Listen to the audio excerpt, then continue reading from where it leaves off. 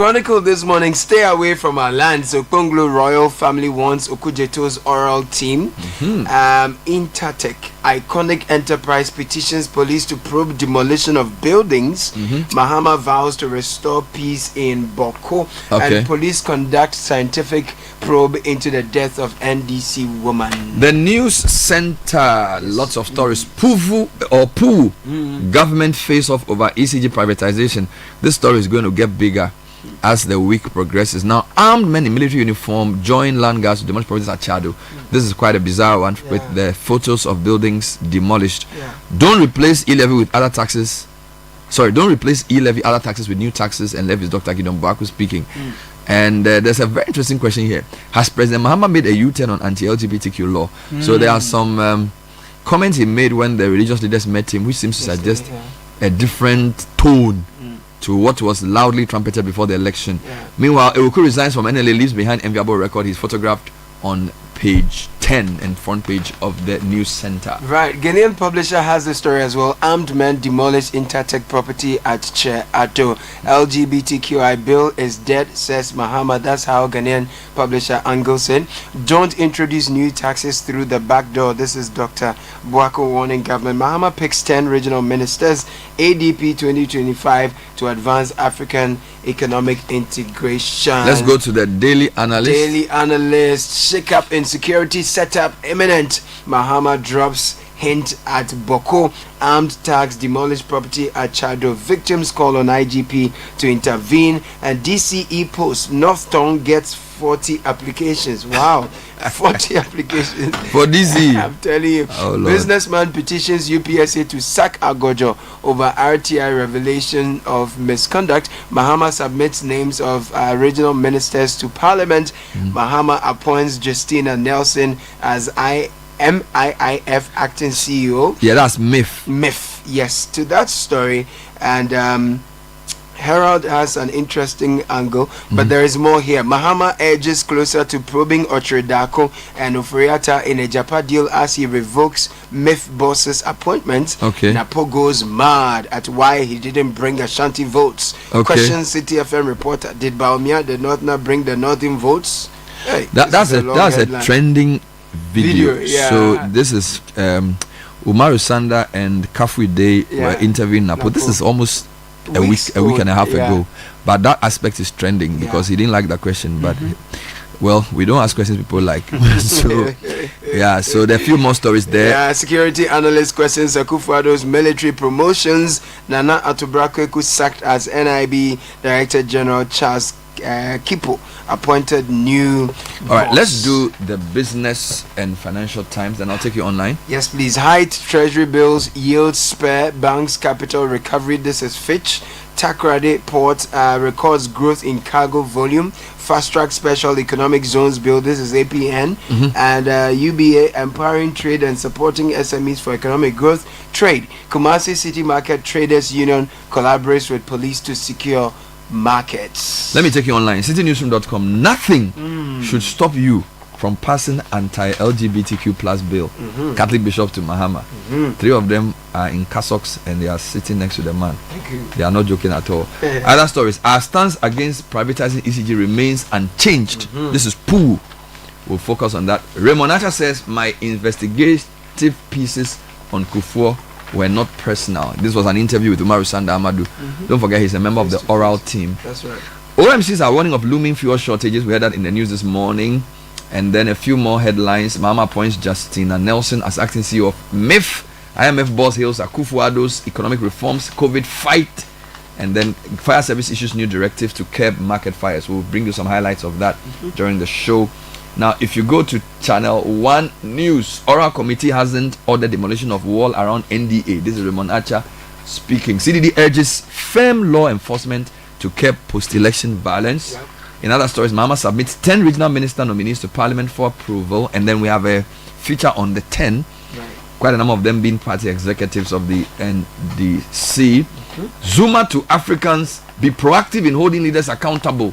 This is still from the interview we conducted with him on Monday. Meanwhile, group invades La Trade Fair construction site demanding compensation. All these stories and more on the website of Channel 1 Television. Now, if you go to my journal online, Engender Trust to resolve Boku crisis, former Defense Minister Nitiwo is advising. This is one of the first things he said since he left the position. Yeah. Meanwhile, Mahama promises key security appointments this week to address Boku crisis. So a number of people are talking about security appointments. That's right. In other stories, Keto Kraku files nomination for CAF Executive Committee position. Okay, and then Mahama hits the ground running key reforms and directives in his first days of office. There's an analysis. Meanwhile, recent appointment committees have become a theater. Dr. Rashid Draman. Oh. You know TV theater. Oh. Yes, so appointments committee, according to him, is replacing. The drama is unnecessary, he said. Like all right. So let's start with the president. Yes. And then we'll deal with some power issues. Yes. And then we'll see where that leaves us. Right, Bernard. So Daily Graphic reports, Kester Abraham Cruncher says President seeks end to Boko crisis. Says peace, top security. Right. As you said, he's in dark.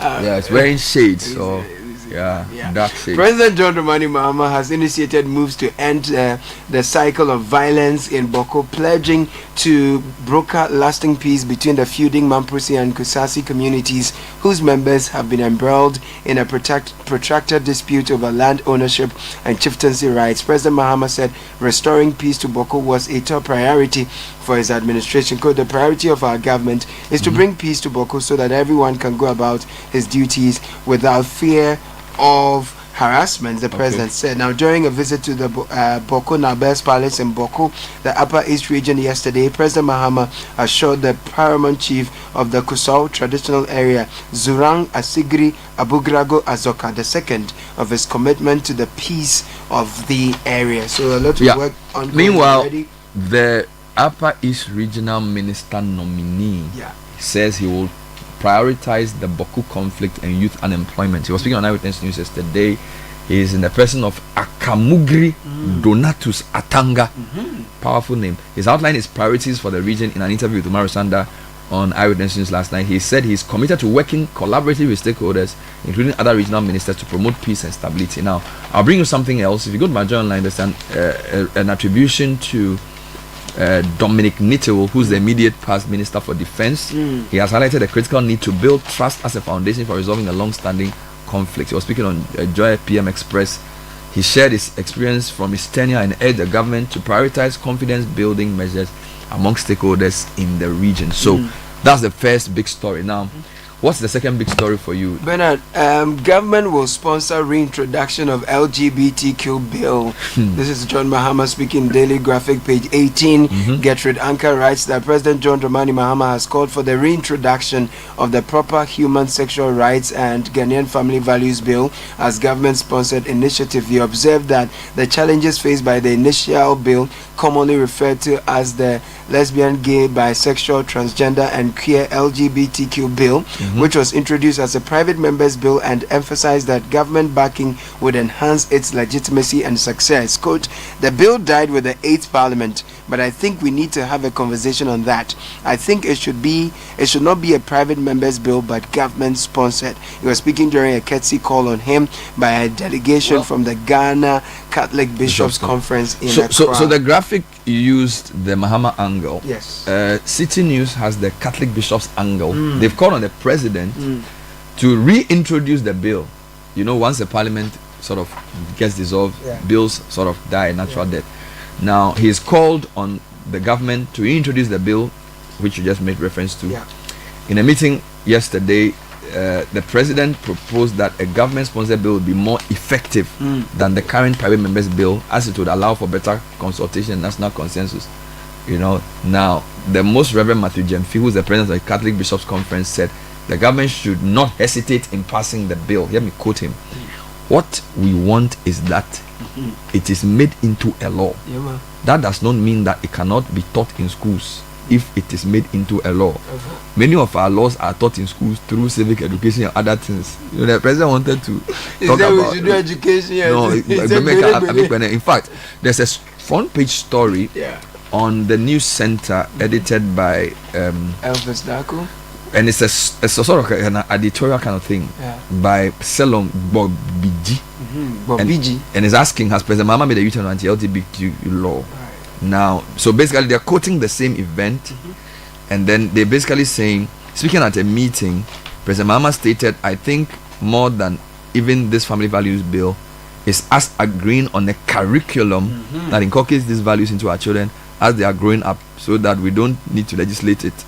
The president highlighted the importance of developing an educational curriculum that reflects, etc., etc., etc. So that's why the bishops are saying the school can still teach. Yes. But So we have to do the legislation. Because they will say, when you were saying that it should pass, it didn't know the schools could teach it. So this matter is not. It's going to be one of the stories that will remain. Now let's deal with this armed thing before I come to power sector. Correct. A number of papers are reporting that armed men in military uniform went to Chado to demolish some property. Let me give you the Ghanaian publishers angle. Intertech Iconic Enterprise Limited has reported an attack on their property at Chado in the Ladadekotopon municipality involving armed men, with some dressed in military uniforms. The trespassers allegedly vandalized structures, set fires, and stole valuable materials. The incident occurred in the early hours of January 12, 2025, despite an ongoing court case and an injunction restraining all parties from engaging in activities on the disputed land. Now, Operations Director of Intertech Iconic Enterprise Limited, Eric Nyakun, expressed outrage over the incident and called for immediate police action. Quote, at all material times, our company, through its CEO, acquired the company along with its assets and liabilities. The company has held a land title certificate since 2014 with rightful ownership of the land under discussion. We have been in possession since then, as evidenced by the structures and walls we have erected, which have now been vandalized. An unhappy. So they are asking the IGP to intervene. Now, still talking about lands. The Chronicles lead stories from the Okpongolo area. Stay away from our lands. Okpongolo royal family wants Okujato's oral team. Stories on pages 2 and 3. And it says the Okpongolo royal family has issued a strong warning to the Operation Recover All Loot team against attempts to invade or forcibly take over their lands. The warning follows an incident involving some NDC party individuals under the disguise of oral. The group allegedly stormed the 6-acre land premise at Siashi around East Legon without provocation.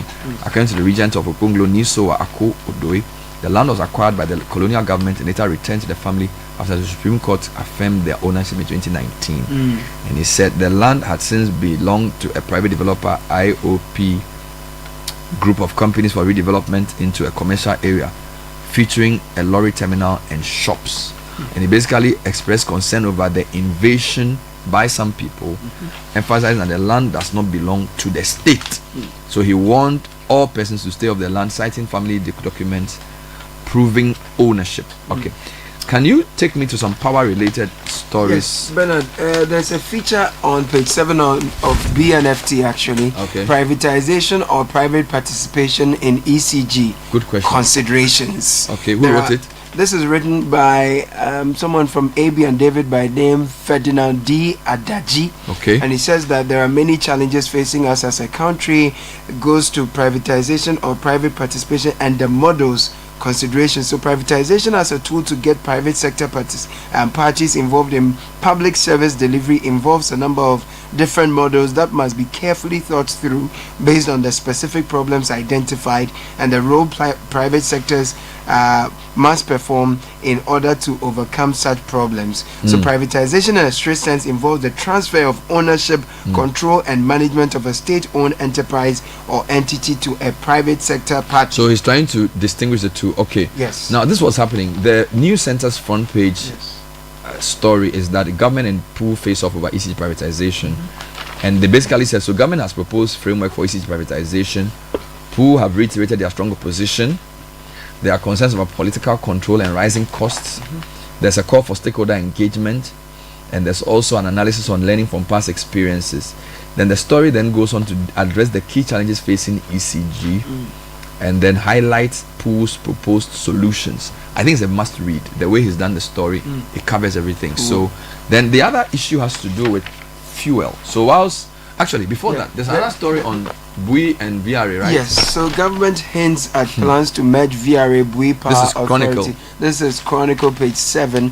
Godwill Arthur Mensah wrote that Mr. John Abdullah Jinapor, the energy minister designate, has hinted at the government's intentions to merge the Volta River Authority and the Bui Power Authority to streamline the operations and ensure efficiency in the power sector. Answering questions when he appeared before the Appointments Committee of Parliament, Mr. Jinapor said upon his approval, he would engage the management of the two power institutions to further discuss the matter so that the decision did not disrupt power supply in the country. Meanwhile, on the 6 a.m. news this morning, you heard some of the stakeholders actually fighting this already. So it looks like there's need for stakeholder consultation. Let me this stay in the energy sector. You dealt with power issues. Yes, please. Now let me talk about fuel. OMCs are warning of a looming fuel shortage. Now, the Chamber of Oil Marketing Companies has warned of a potential fuel shortage in the coming days. Now, the Chamber attributes this to the suspension of the Gold for Oil program and the operational halt of Centi Oil's refinery activities. Speaking on the issue, Dr. Everson Opong, CEO of the Chamber, urged the government to take swift and decisive action to avert the anticipated shortage. Now, a couple of days ago, there was shortage of fuel in some parts of the north. Yeah. We understand that was resolved yesterday, only for us to be told today that if we don't take care, there will be another fuel shortage. This is nationwide. Now, here's a quote from Dr. Pong. When the Gold for Oil program started, it peaked. Yeah. And when that happened, we in the petroleum sector saw this coming. Anytime you are drawing a graph and there's a peak, it is followed by a fall. And we warned the government, but they did not listen. So it's referring to the previous government. And when the supply was cut to an extent, and when the Centi refinery also ceased to produce or process, we began to see a loss. Today, the fuel shortage we find in the market has to do with the PMS. So today I went to a fuel station and I said I wanted to buy regular super. And the guy said we don't have super, but we have something. He mentioned some other one, which cost a lot more. And I looked at the time and I said, let me just buy it. Okay. So I thought he was just trying to, but in fact, 3 days ago, I went to 2 different service stations. I was told there was no fuel, so I had to drive. So maybe we'll speak to Riverson again. I don't know, but that's something to keep an eye on. Where else are we Bernard, going? I want to take you to taxes. One of the stories that's gone really far on our websites is Dr. Gideon Boako's warning to the government not to scrap e-levy betting taxes, but introduce some other taxes through the back door. This is on the Ghanaian Publisher, page 8. Member of Parliament for Tano North, Gideon Boako Doctor, has cautioned the Mahama administration against introducing disguised taxes after pledging to abolish the electronic levy, e-levy and betting taxes. Gideon Boako, also former economic advisor and spokesperson for NPP flag bearer Dr. Mahmoud Baumia, expressed concerns about the potential fiscal consequences of scrapping these taxes without a clear plan to address the resulting revenue gap. Dr. Boako raised these concerns in an interview with the media on Monday, January 13. I'm going to find you the story on the fire service, but I wanted to just give you the list of regional minister nominees. Yes. So yesterday, during Eyewitness News, the list came out. President has nominated 10 people for respective positions as regional minister. So Eastern Region is Mrs. Rita Akosua Ajay Awate, who we are told is a vice chair of the NDC. Her CV is put on the story. OT Region has John Kwejo Japong, a former member of parliament, also regional executive for the same region. Then for the north we have Ali Adolf John, who also is an executive, I think is the Northern Regional Chairman of NDC, with his credentials listed there. Volta Region has James Gunu, a virtual media practitioner who's the secretary of the NDC in the region, a former MC for Akachi. Then you have Linda Oklu, MP for Shai Osudoku, who's been MP, I think this is a 3rd term if I'm not mistaken. Then there's also Northeast Ibrahim Tia, and then we have Ashanti Region Dr. Frank Amwakohini, I think he's also the regional secretary for NDC in the region. Then we spoke to Donatus Atanga Akamugri. He's a big man. He says he's the longest serving executive member of NDC or something like that since 1990 something. And then Charity Gardner for Hafu region, and then Salisu B Awuribe for Savannah. So they're expecting 6 more regional ministers to be named, possibly this week.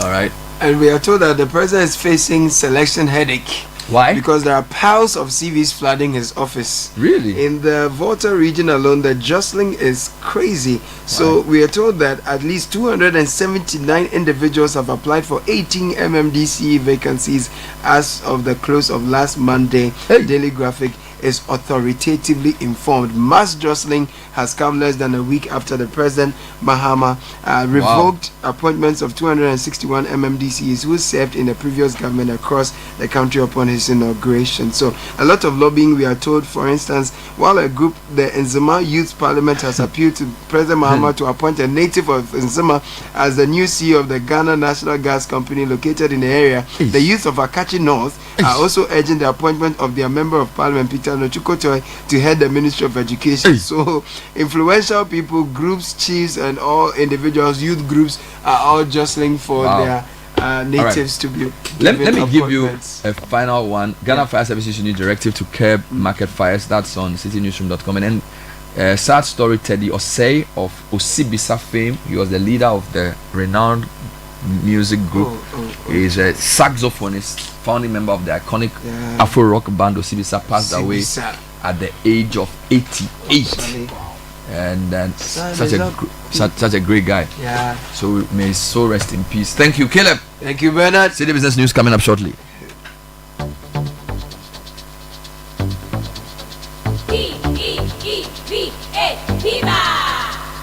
Looking for a burst of flavor in every sip?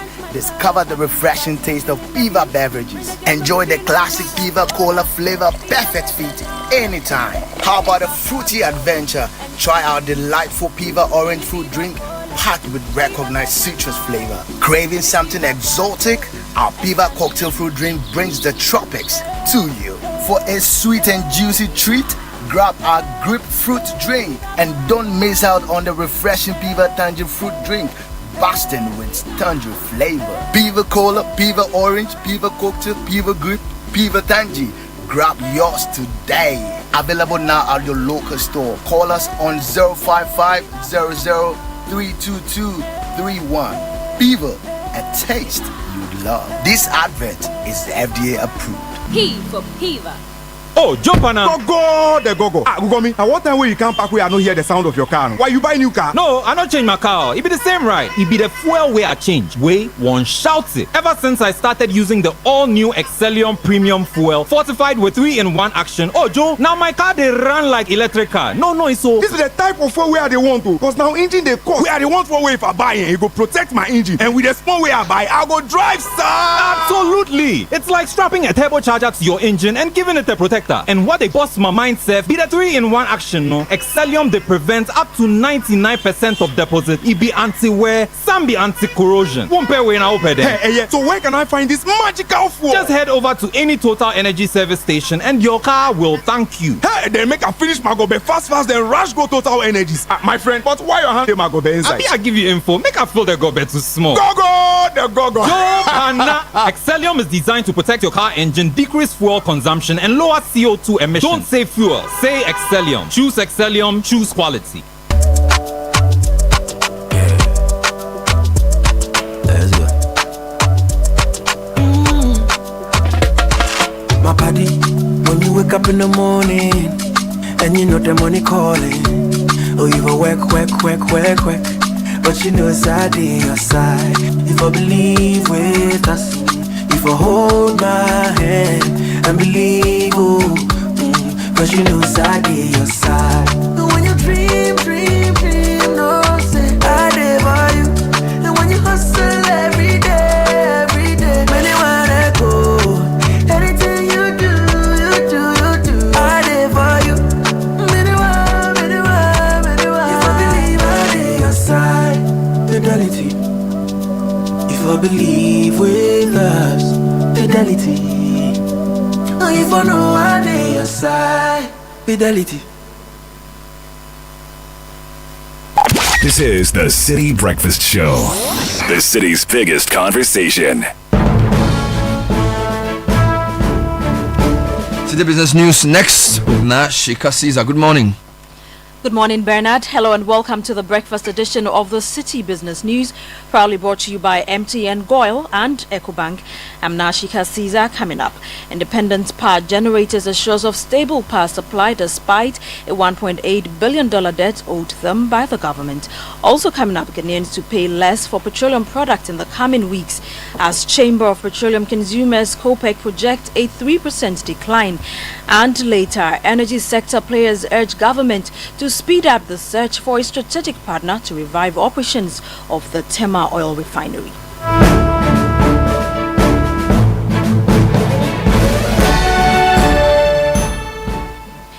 We settle for the details of our stories now. The Independent Power Generators Ghana has pledged to fulfill its part of negotiations aimed at ensuring a stable and reliable power supply for both businesses and households. Despite the government's $1.8 billion outstanding debt to the power producers, the power generators remain optimistic that collaborative efforts can help reduce the debt and sustain uninterrupted power production.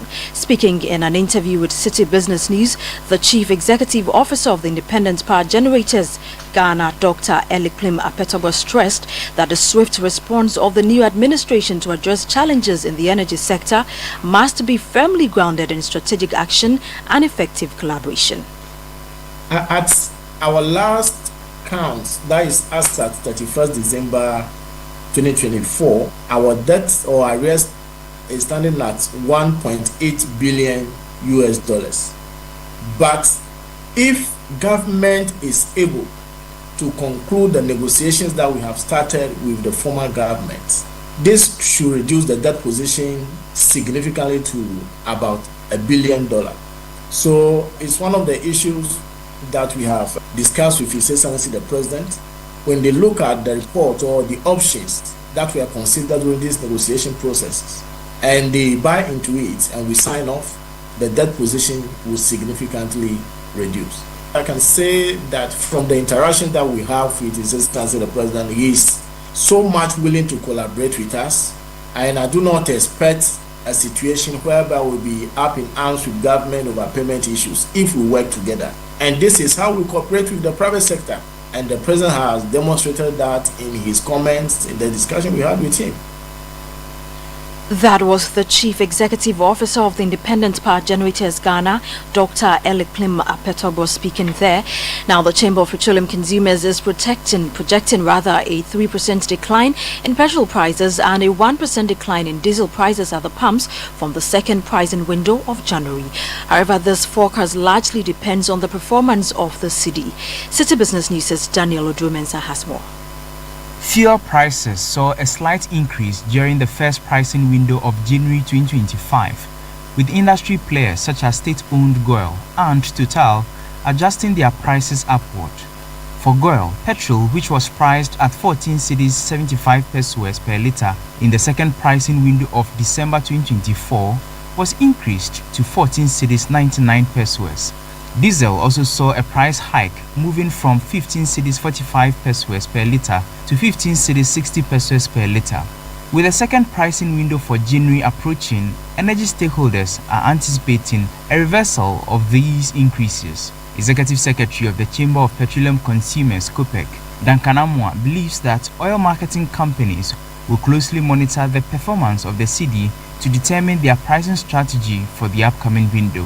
Indications are that price of petroleum products could go down between 1 and 3% for petrol and diesel. LPG could go up some 3%. However, this will be subject to availability of the product and then again the cedi's performance over the period.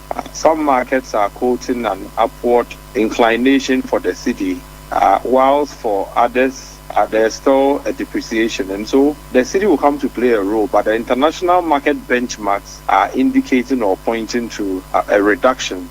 This development comes at a time when the Bank of Ghana has begun the auction of $20 million to bulk oil distribution companies aimed at ensuring reliable access to foreign currency.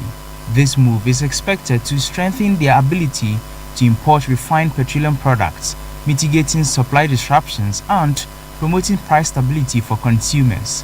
But is this enough to address the forex demands of the BDCs?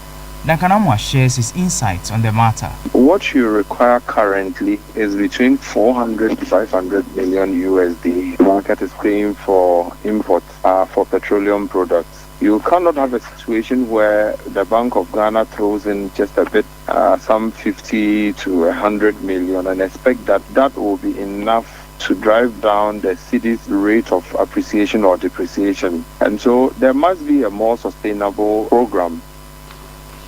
That was the Executive Secretary of the Chamber of Petroleum Consumers, Dankanamwa, ending that report by Daniel Oduo-Mensah. Now, players in the energy sector are urging the government to urgently resume the search for a strategic partner to revive the operations of the Tema oil refinery tour. According to these stakeholders, the previous government announcement of a 90-day search for a partner yielded no result, prompting their call for the current administration to take on this responsibility. Energy strategist Dr. Yusuf Suleimana believes that reviving the refinery's operations could significantly help address the high fuel prices in the downstream sector. Tor is our asset. We can't leave it to rot. Previous government attempted to get strategic partners and it never worked out because of one problem or the other. The current government need to study what happened that it couldn't work and do something different to let it work as soon as possible. Within this year, there should be a way out for Tor. And when Tor runs, this liquid fuel that are even important, Tor can be able to supply that within the middle distillate, the DFO, the light crude oil that Tor will be able to support in that regard. In addition to the power, especially if it requires emergency liquid fuel to be able to power that, and Tor is running, Tor can do that. Yeah. So within the downstream, that is what is required to be able to arrest the pump prices. You heard there the energy strategist Dr. Yusuf Suleimana. Now, the government of Ghana and neighboring Nigeria are being urged to take action to improve consumer and investor sentiment in order to prevent further exits of multinational companies in 2025. Deloitte, in its report, Sneak Preview of 2025, reveals that the departures of multinational companies from both countries in 2023 and 2024 were primarily driven by surge in inflation, limited dollar liquidity, and currency instability. We have more in this report. The audit firm, however, believes that if governments in both countries implement tax reforms and stabilize their local currencies, it could have a positive impact on consumers and investors. In Ghana, about 8 firms exited the country between late 2023 and 2024. Brands such as Glovo, Nivea, Jumia Foods, and Dark and Lovely cited the challenging economic environment and rapid changes in the industry as reasons for their departure. Jumia also shut down its food delivery services due to unsustainable market conditions and economic factors.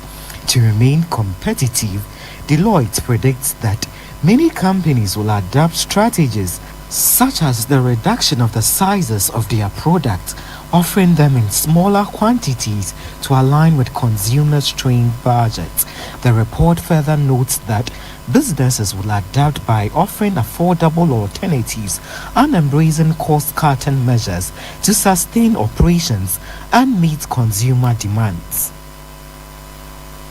That was a Business Desk report filed by Emmanuel Opong. Now, President John Dramani Mahama has appointed Justina Nelson as the Acting Chief Executive Officer of the Minerals Income Investment Fund. Her appointment, which takes immediate effect, comes less than 24 hours after the President revoked Edward Nanaya Okwanton's appointment. Justina Nelson is currently a group head at Zenith Bank, and she brings extensive experience in the mining and finance sectors, having held various senior positions in both private and public institutions. The appointee holds a Master of Laws in Corporate and Commercial Law, a Master in Business Administration, a Bachelor of Laws degree, and a Bachelor of Arts degree in Management and Psychology. Now let's have a quick market check on the currency board across some forex bureaus. The dollar could be sold to you at 16 cedis. The British pound could be sold to you also at 19 cedis 20 pesos, and the euro could be sold to you at 16 cedis 30 pesos. Remember that these are the rates being offered by the forex bureaus to the public. And that's it for the breakfast edition of the City Business News, proudly brought to you by MTN, Goil, and EcoBank. I'm Nashika Caesar. Many thanks for your company. Do you have a great business day? Every day, people have money emergencies. Ma, I need my school fees. Mommy chop money. Cratchet. Mommy rent. Emergency. Now, there's a new emergency number in town. More money, challenge and enjoyment. At the top life we got. Dial *770# for money emergencies and chop life. For emergency access to your bank accounts, transfers, utility payments, loans, and more. Dial *770#. Bank on the go even without data with EcoBank's short code for digital banking. EcoBank, the Pan-African Bank. For over 60 years, Good Energy has served you top quality fuels. Goil brings you Super XP for a smooth ride. It is available in Goil stations nationwide. Goil Super XP is fortified with special additives which help your engine perform better and use less fuel. Goil Super XP is quality fuel, the ideal choice for most vehicles. Energize your ride with Goil Super XP. Who feel ya? Huh? Who feel? Good energy.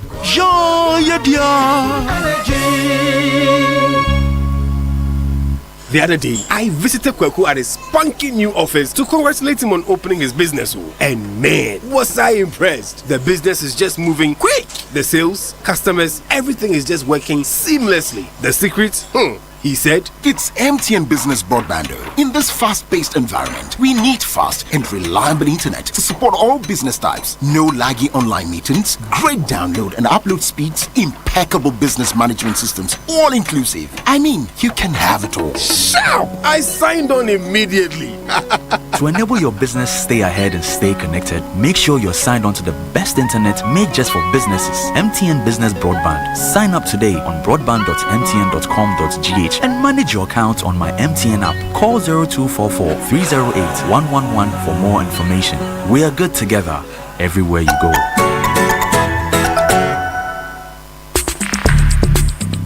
Join the conversation on the Citi Breakfast Show on Facebook at facebook.com/Citi97.3, Twitter at twitter.com/Citi973, and Instagram at instagram.com/Citi973 with the hashtag CitiCBS.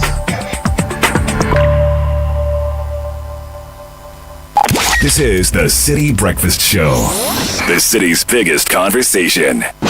The Citi Breakfast Show. Rise above the noise. It's another one.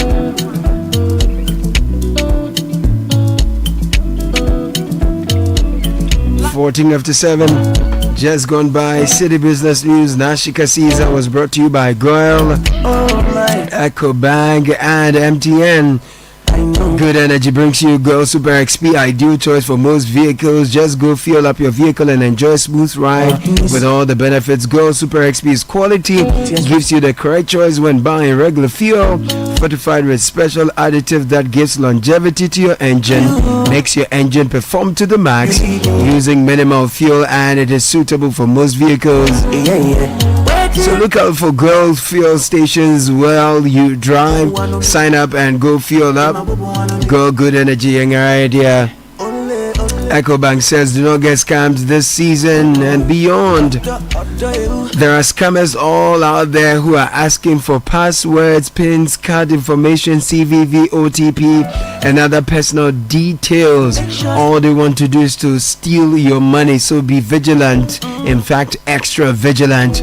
If they ask you for your bank account details so they update it, tell them it can only be done at an EcoBank branch, and your EcoBank mobile app can only be upgraded at the App Store or Play Store. Linking your Ghana card to your EcoBank account is only at any EcoBank branch or www.ecobank.com. Do not share your password, your PIN, your OTP, your card information, any other personal information with anyone, whether remotely or face-to-face. Report any suspicious SMS, email or phone call to EcoBank Contact Center. Delete such messages at once. When in doubt or feel insecure, call EcoBank Contact Center on 0800 003225. It's a toll-free line. And MTN says, get ready for a game changer as an SME. We are introducing the Yellow Biz as our new multi-service bundle with everything you need for smarter business solutions. It's an all-in-one package and it consists of 4G plus router with 10 gigabyte of free data, Microsoft Office 365 genuine Microsoft application. The WebWiz is a customized business website for your businesses. We have the Unicom service, a unified business communication solution for your virtual call center, IVR and conferencing. Stay ahead of the competition. Call 100 or 0244-308-311. Email us mtnbusiness.gh@mtn.com. Visit mtn.com.gh/business or any MTN office for your Yellow Biz and stay connected everywhere you go. Terms and conditions apply.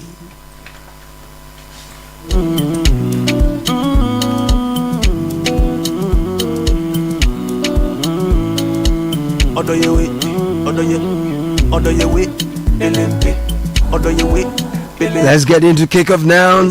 Gabby Affair is in the studio ready to serve you all that is happening in the world of sports. Kickoff is proudly brought to you by Zonda Ghana Limited. It's your one-stop shop for quality trucks like Shantui bulldozers, excavators, graders, payloaders, rollers, power pickups, TX trucks, and oil tanks, all made and assembled right here in Ghana. At Zonda Ghana Limited, we don't only create opportunities, we have top-notch after-sales service for all your heavy and light-duty trucks, as well as machinery needs. Please visit us. We have 7 branches around the country. Our head office is off the Tema Plough Road, close to the Free Zones Enclave in Tema. Call us now 050-177-222, 050-177-333. Zonda Ghana, Zonda built in Ghana, building Ghana. Gabby Affair is here, and Shell V-Power is happy to be associated with Kickoff as well. So don't settle for average when it comes to protecting your engine. Fuel up with Shell V-Power and experience unbeatable protection against performance robbing deposits. No other fuel delivers better engine protection, keeping your ride running smoothly like Shell V-Power does. So make your engine unbeatable with Shell V-Power. Shell, go well. So the newly arrived Simicast will take this into a good area, and immediately it yields the goal. One substitute tees up the other. Diogo Jota scores against a team managed by his former boss Nuno.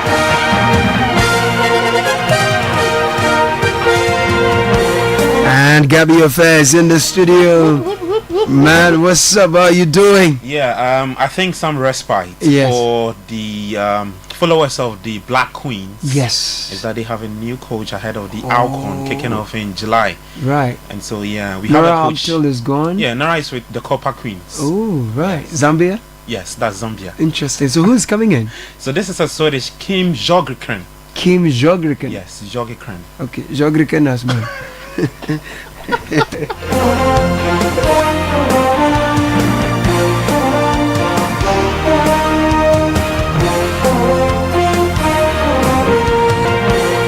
Alright, and so Liverpool's chart towards the Premier League title was halted by stubborn Nottingham Forest in a 1-0 draw at the City ground. We have some other results from last night's games. Also, the Black Queens do have a new coach from Sweden. We'll tell you who that is, plus some tennis updates from the Australian Open.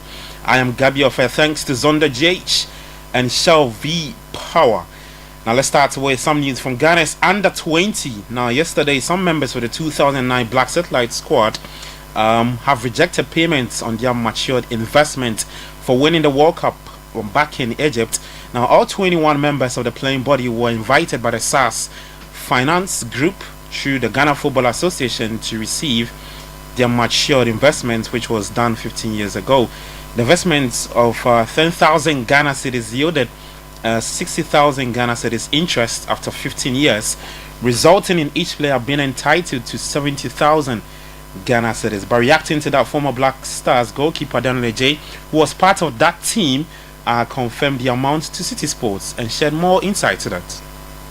We received a notification that the money that was invested by the late President Atamios was as matured. So we were doing follow-up before the money matured. So I was told 11 players or 9 players have gone for DIS. The reason why they went in for the money, because we needed proof and also to show to Ghanaians that what the late president did for us, this is what we got in return, because we were there and the whole Ghana was there, and it was promised that in the year 15 years time we will get around 150,000 Ghana cedis. But now that's not the amount of money we got. We only received 77,000 and some amount. I think 70,760 something we got.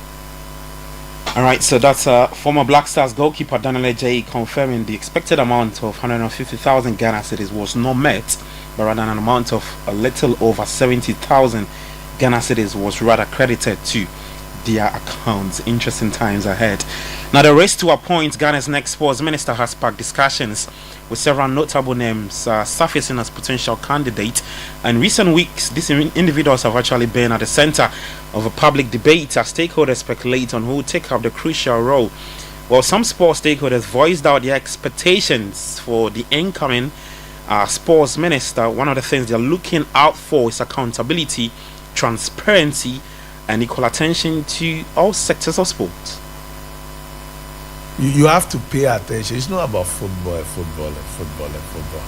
Sorry, the football fans and the administrators, but we believed that they've taken too much. And when it happens that way, it looks like we are not happy. I know some discipline heads pray that football, they should go and lose, thinking that if they lose, the minister will pay attention to the other federations. Needs to understand that the cake must be bigger so that football can get their big share, but all the other disciplines will get their fair share.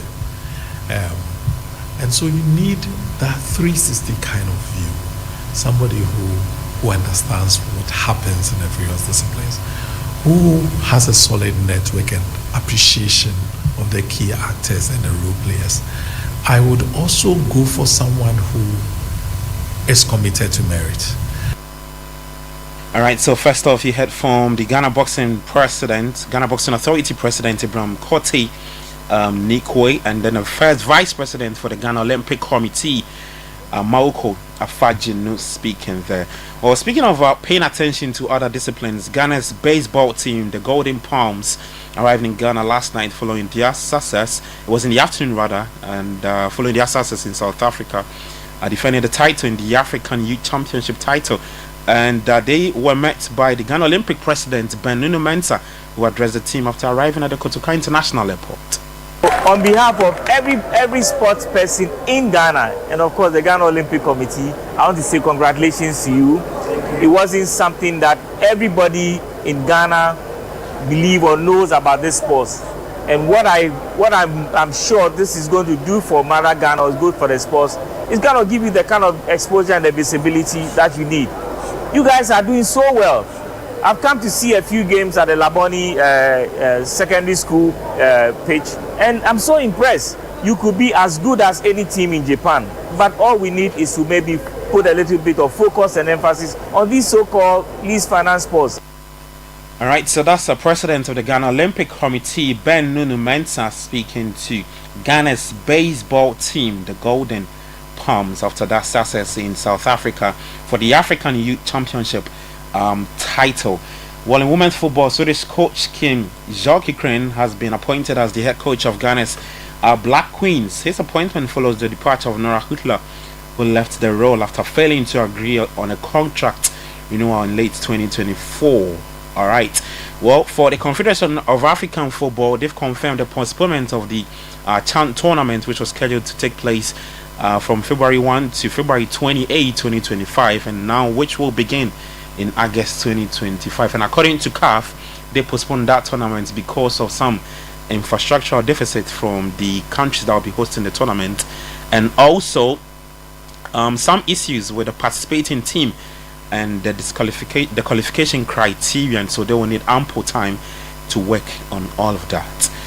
Well, we're taking you to the City ground, and Liverpool had to come from behind to maintain their 6 points lead at the top of the Premier League title in an enthralling draw with the surprise challengers Nottingham Forest.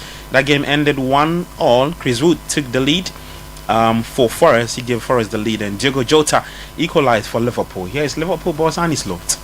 Yeah, you need to be a little bit lucky with that, because we took Ibu out, who's normally a big threat in set pieces. But we all know Jota can score a goal. Costas has a good set piece. So yeah, we brought them in to score a goal during the game or in the end of the game, but they immediately did it after 20 seconds. And you spoke pretty much about the Forest defence. I mean, it could have been more, couldn't it, had it not been for their goalkeeper and some of the saves? Yeah, their goalkeeper, but definitely also the defenders, because I think the goalkeeper had to make a few incredible saves, but their defenders. All right, so that's Liverpool's manager Annie Slot speaking after the 1-0 draw against Forest. Antoine Semenyo delivered for Bournemouth in a 2-2 draw against Chelsea at Stamford Bridge. Here's the Ghanaian after the game.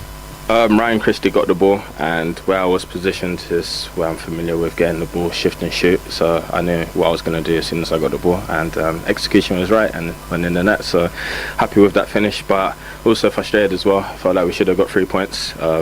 Defended with our lives on it, but yeah, I mean, just take the point and move on to the next game. So.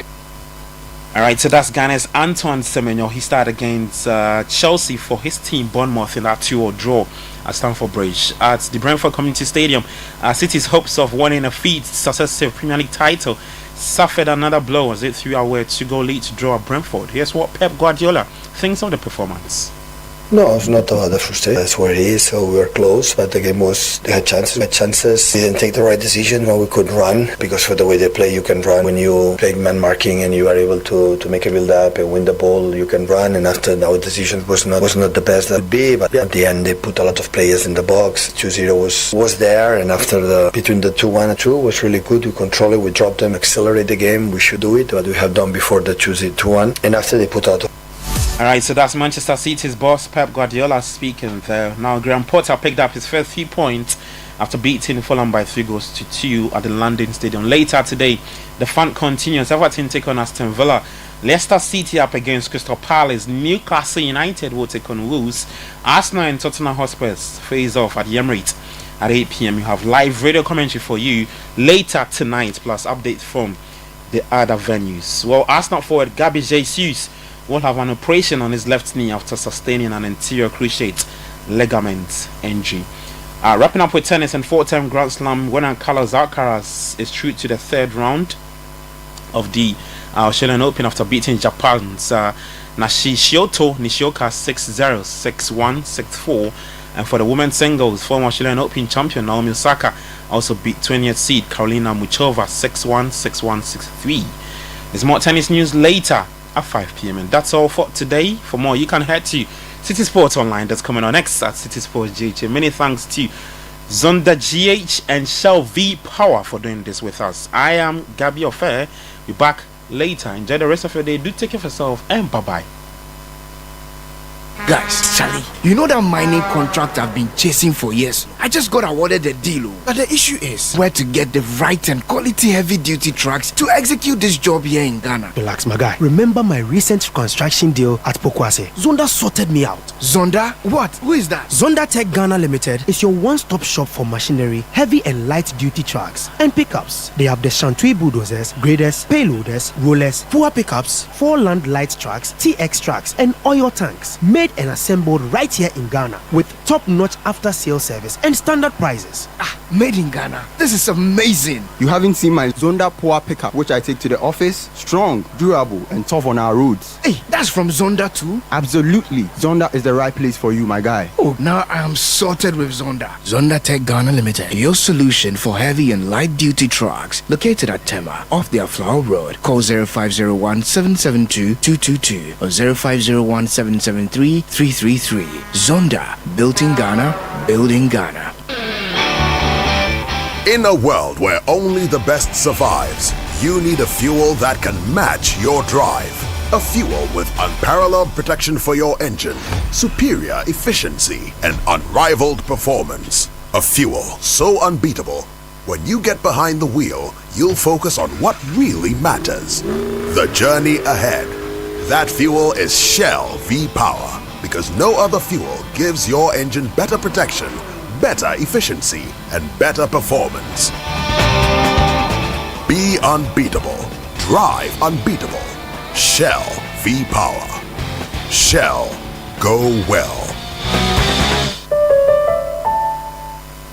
Yasakofa fufrabo, pepper powder, pepper ojawo, sankofa pepper powder, sankofa, pepper powder,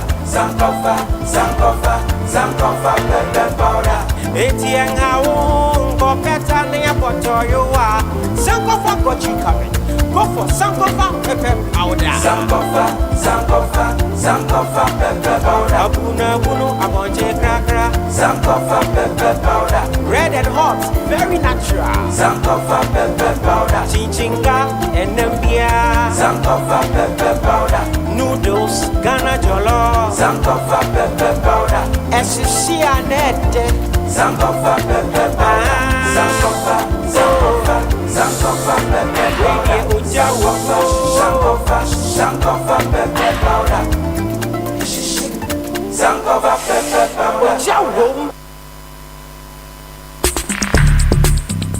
Join the conversation on the Citi Breakfast Show on Facebook at facebook.com/Citi97.3, Twitter at twitter.com/Citi973, and Instagram at instagram.com/Citi973 with the hashtag CitiCBS.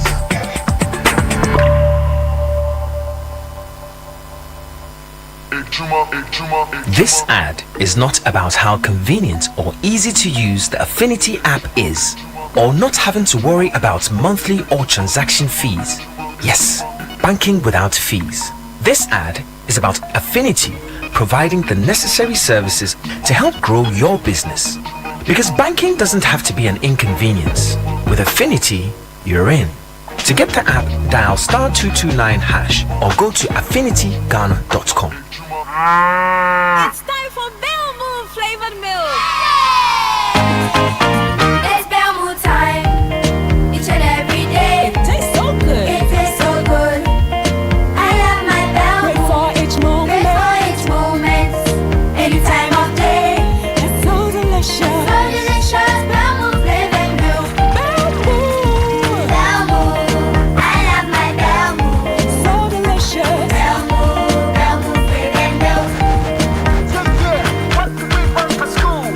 Belmont flavored milk. It's maliciously delicious. For bulk distribution, give us a call on 0544 335 900. Another quality product from Bell Aqua. This advert is FDA approved. Belmont flavored milk. What are you paying for? A delicious meal at the restaurant? Do it with SG Ghana Visa Card. Buying fuel for your car?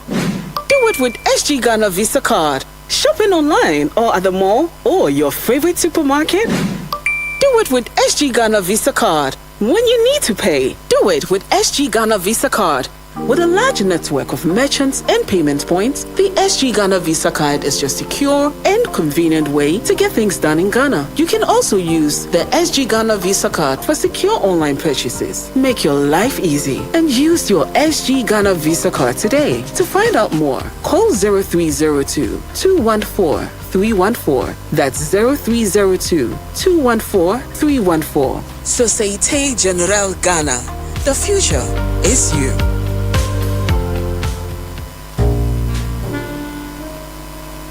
With the recent increase in electricity tariffs and fuel prices, power, although unreliable, has become expensive, and owning a noisy generator becomes a headache rather than luxury. For an affordable and durable electricity solution, you need to go solar with Translight. Feel the independence, experience the comfort, and be productive. Translight Solar. Wherever there is sunlight, there is Translight. Think solar. Think Translight. Locate us at 98 Boundary Road, East Legon, in between ARS and the American House at the White House bus stop. Visit our website at translightsolar.com. Call us on 0504-249-229 or 0206-542-454 or reach us through email info@translightsolar.com.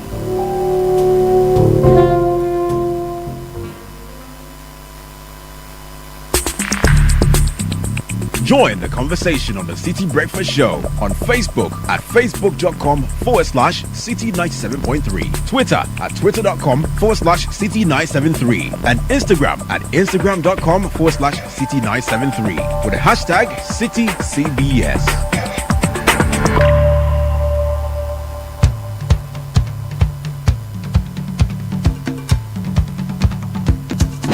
The Citi Breakfast Show.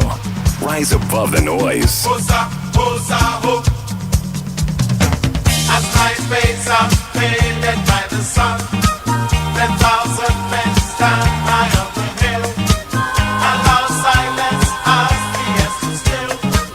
10,000 men trample for the kill. The vultures fly, the wind is high. The warrior fights, the battle of power. The scavengers wait.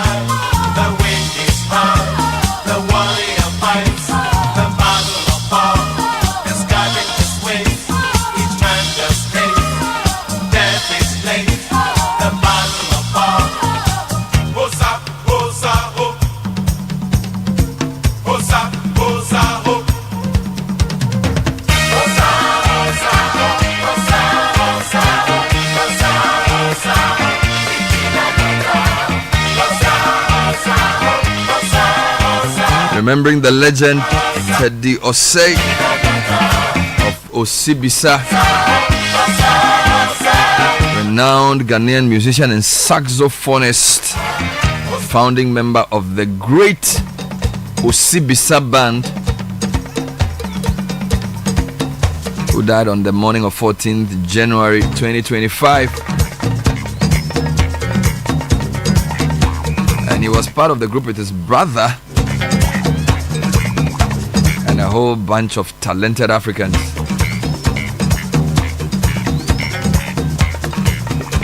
We've had the privilege of hosting them on the Citi Breakfast Show many times. I interviewed the man myself.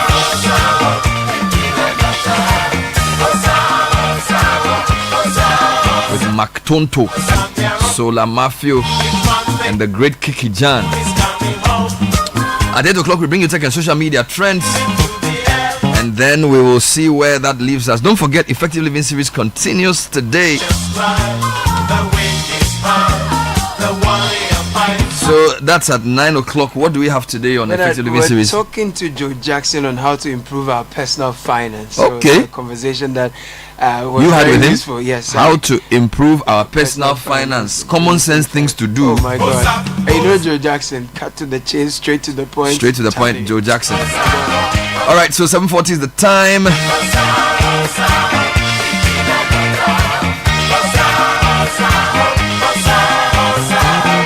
A blissful birthday celebration to George Latte, aka Owura, of the Accra Timber Market and Kolibu Parliament under Tree Parliament. From all your friends and loved ones, especially Charles Techibuedu, we say age gracefully in good health to George Latte. And of course, today is the birthday of Vivian Kai Loko, head of news here at Citi FM and Channel 1. Mama. Yes, please. Yeah, man. The woman with multiple nicknames. Yes, sir. It's an amazing time. Happy birthday, Shine Shine Bobo. Yeah, man. Labadi Janet Jackson. Yeah, man. AKA Riri. Yeah, man. She has many names. This is from all of us on the Citi Breakfast Show team. Yes, sir. So I'm going to drop a couple of Osibisa tunes for you this morning. And before I do that, though, I know there's a transition going on, and therefore some things are lax. But I've seen a huge pile of refuse at Kwame Nkrumah Circle that has been there since Monday. Today is Wednesday. It's an utter eyesore. We're talking about the after Tiptoe Lane. Yes. If you're driving from Nkrumah Circle towards Achimota, so like the circle route that takes you away. Towards Tesano. Towards Tiptoe Lane, yes. That's just where the look, this is what we always keep saying, right? How do you have a city with people who work at the assembly and you have refuse of a very horrible kind and separated, lying essentially in the middle of the road? This is where people stand to take trotro. You can't tell me that duty bearers have not used that route. It's just unbelievable how poorly managed our city can become. And I just want to urge whoever is in charge. The fact that there's a transition does not mean that people cannot work. So you can't have refuse of that size sitting there. It's a public health hazard. They sell food not too far away from that place. People's shops are right in front there. There are so many people who take trotro from that place to Achimota, to Caprice, to Tesano, to wherever. It's terrible. And Bernard, it's not just Circle. There is La Paz too. There is Medina. And I do not know, first of all, I don't understand the mechanism behind letting people, heap their refuse on the ground, on the pavement, block the pavement, fill part of the road, and then in the next morning, a truck supposedly comes and then, sweeps them off the road, gets it. I don't understand the mechanism. And then on top of that, there's a delay in the collection and it goes into hours and sometimes days. Honestly, it doesn't really make sense. And this is not just Circle. We've seen photos from La Paz, we've seen some from Medina, and in between highways you will see sometimes refuse. in the road medians. No, I think this is a common way the assemblies deal with their rubbish. Seriously? If you drive around town, there's a lot of places, especially again, like you said, around like places where people take trotro and stuff. Yeah. It's like they'll heap it in the middle of the road, and maybe the person's supposed to come and pick in the money, maybe they don't come. So it's like it gets bigger and how bigger. How much will it cost us to have like a proper container that holds this refuse until it is conveyed? And I think that this is one of the biggest problems with littering in Accra, that there's not enough bins.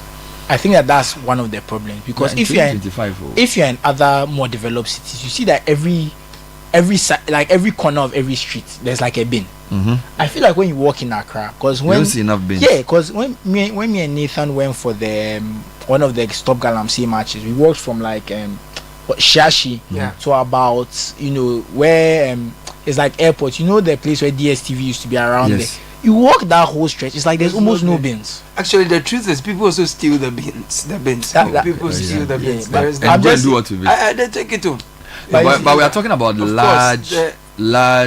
Like there's the kind of refuse you're seeing at Circle and Medina is not refuse in one bin. You're talking about like having a huge. But that's what I'm saying. It's like it's a huge all the rubbish from like the people who are taking trotro and stuff. It's almost like that's how they get rid of it. Like they sweep it into one big pile. And that's what I'm saying. If you go around town, a lot of places where people take trotro and stuff, you see these big piles. I don't know if you guys have noticed that as well. So it's almost like that's the way all the assemblies have decided that this is how we are going to collect it. Let's put in this big pile and come and pick it up later. And maybe the person who's supposed to pick it has not come. Yeah, so this is not something even require legislation. This is just common sense. That look, in 2025, public health hazard, cholera, when all the communicable diseases, you can't just have refuse.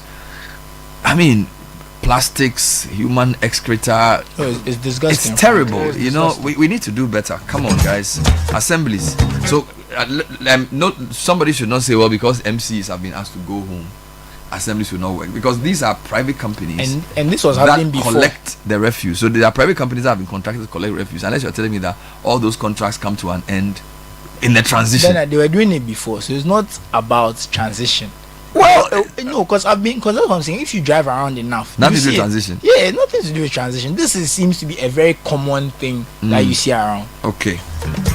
Well, we'll come back to this shortly. Happy birthday to Araba Opoku Jemfi.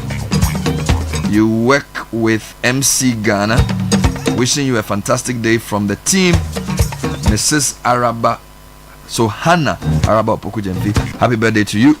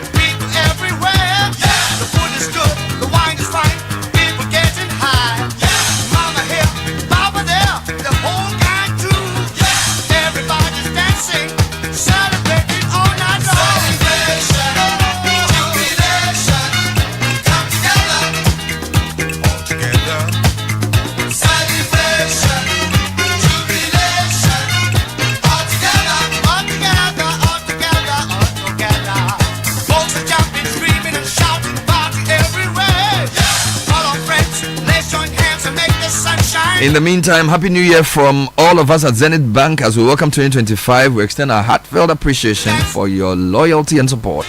We remain committed to providing innovative banking solutions and delivering exceptional service that exceeds your expectations. Wish you a year of growth, prosperity, and shared achievement. Zenith Bank, in your best interest. And from January to June 2025, Enterprise Insurance is giving you more reasons to smile on the road. Buy or renew your existing motor insurance policy and enjoy amazing rewards, including free fuel coupons for your car and airtime for your phone. It's that simple. With over 100 years of trusted experience, we're here to secure your peace of mind. Visit any branch, connect with your insurance agent or broker, or use the Enterprise Advantage app for convenience and enjoy free fuel coupons and airtime instantly. Terms and conditions apply. Enterprise, your advantage. And real estate is a key part of every wealth portfolio. That's why you need to make it a point to own some. This 2025 Apollonia City is offering you the chance to own premium plots or of land at competitive prices with up to a 3-year payment plan. Our service lands come with access to water and electricity, tarred roads, solar powered street lights, access to high-speed internet, and so much more. We also have 2, 3, and 4 bedroom homes for you to choose from. With the construction of the Adenta to Dodowa Highway underway, you are sure that the property you acquire is sure to appreciate exponentially. Call Apollonia City on 027-557-7577. And by the way, I can't help but notice the speed with which the Accra Tema motorway construction is going. I was wondering, I thought they were sort of doing pre-election gimmicks, but the road seems to be... It's still ongoing. I use the motorway probably twice or sometimes once or twice a week. And they are okay. So what they want to do is they are building 2 lanes to the right, 2 lanes to the left. So according to what Ahmed Nasir said to me in an interview last time, they want to sort of redo the motorway, but you can't redo it once you're using it. So they're going to build 2 on the outer or left or right, so 4 lanes, and then move traffic to those places. And then I don't know whether they're going to break the motorway down and redo it or what. But usually when they're doing these kinds of roads, they dig. I see that they've brought in this like rocks and they are filling it quickly. It started around November. It's still ongoing. So I thought it was like election gymnastics. Which part of the motorway specifically? Because I'm not a motorway person. So good question. So they are doing it in chunks. So if you drive to, how do I? So after the old toll booth, so there's a toll booth when you are going to Tema. Yes. So maybe from 500 meters after that, all the way to where the Trazaco 10 is that whole stretch they're working. Then, and this is for both sides. Then if you go beyond that towards where you have, if you're driving to Tema, you will see KICC on your right. Yes. So there's a part of the motorway you go maybe adjacent to the KICC side, they're still working. Then you also pass the 18 junction, they're working. There's even one place that gets close to there's this tunnel that when you're coming from Klagon, yes, they are working there too. Yeah. Okay. So they seem now. I'm telling you, it's still ongoing. So they've cleared the land, they've cut the trees, they've filled the place. Giddy. No, but the clearing was done some time ago. Look, you can ask people who are driving on the motorway today. Like machines are there moving, like going and they coming. Are working. They are giddy. And men are in reflector jackets and they are going and coming. They are still doing some one to around Flower Pot as well. So no, but what I want to understand, usually when governments change, you don't see a lot of things stop. So I'm pleasantly surprised about the way they are working. So I don't know whether it's like, I don't know, but they are working. Even the flower pots, they are still polishing. They haven't stopped. Charlie, yesterday, flower pots, I was coming from East Legon using flower pots. Yes. And they were working, I think they are putting one final layer of road or something. Oh. So opposite the East Legon police station, they were working. Then when you go down, that's nice. They are now putting the, I don't know what to call it, the metal that they used to separate the road. What's it called? The crash barrier. Good. Right. So they are now fixing crash barriers. So this road that was launched like a month ago. We are fixing crash barriers. But for me, the motorway issue is interesting. I want to understand what is going on, and I'm not saying it's a bad thing. Yeah. I'm just surprised that even during elections they were working. So I don't know. I don't know. Usually way to go. When a government change, some things stop. So for example, they said like they said to the power sector, ECG shouldn't enter into certain new contracts. Coordinating directors of assemblies should not expend any capital expenditure. You get it, because the new team wants to know what to do. But it seems as if some road projects, the way they've been done, you can't really stop it until the new government decides to stop it. I think also because it's a local contractor. I'm not sure, but I'm just surprised. But yes, in a positive way. The money has been given already, so they have to finish already. No. For me, look, this is. Don't get me wrong. This is what I think should be happening. Oh yeah. Okay, I'm quite delighted to see the speed with which the road is going, and I really hope it continues. But remember, it was one of the questions I asked the Director General of the new National Roads Authority, Engineer James Amogot, range of power, and he said that government is a continuum. Thank you. And that whoever is on the motorway, please. As the guys will say, if it would be nice. I don't know if Nasir Yate can still talk now that there's a new government. These days you are not very sure. So if you are still the PRO of the ministry, let me know so I can call you. The last time I called him, he said he's not heard from him he's not heard from me in a long time. That means a lot of peace of mind. But I'm going to disturb his peace this morning. In the meantime, send us some comments and photos if you use any of the main roads. Has any project stalled? We're also calling on assemblies to get to work. Stop leaving refuse. It's terrible. It's a public health hazard. Yes. I think we need to start prosecuting people seriously, like between the assembly and the company. There should be a system where if somebody leaves refuse for more than a week and it becomes a public nuisance, they should be fined. Yeah. Because this is going to cause sickness. Somebody is sleeping on the job. You cannot leave refuse of that magnitude in Accra and then go to work every day. We need to start getting duty bearers accountable.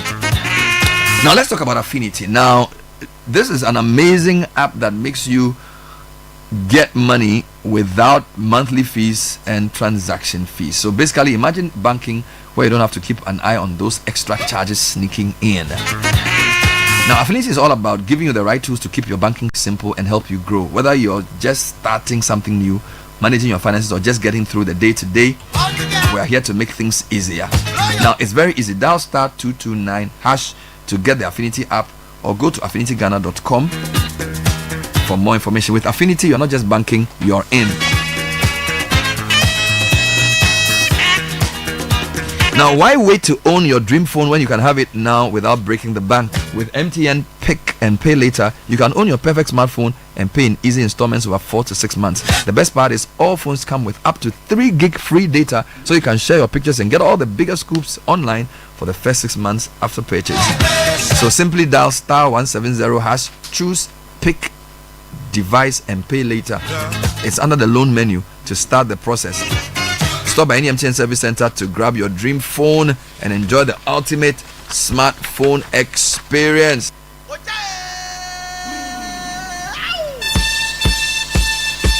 So the question is, which is your best Osibisa song? As we celebrated your sign, this is one of my favorite. You know Anima Kuliwa? Anima Kuliwa Kuliwa Kuliwa.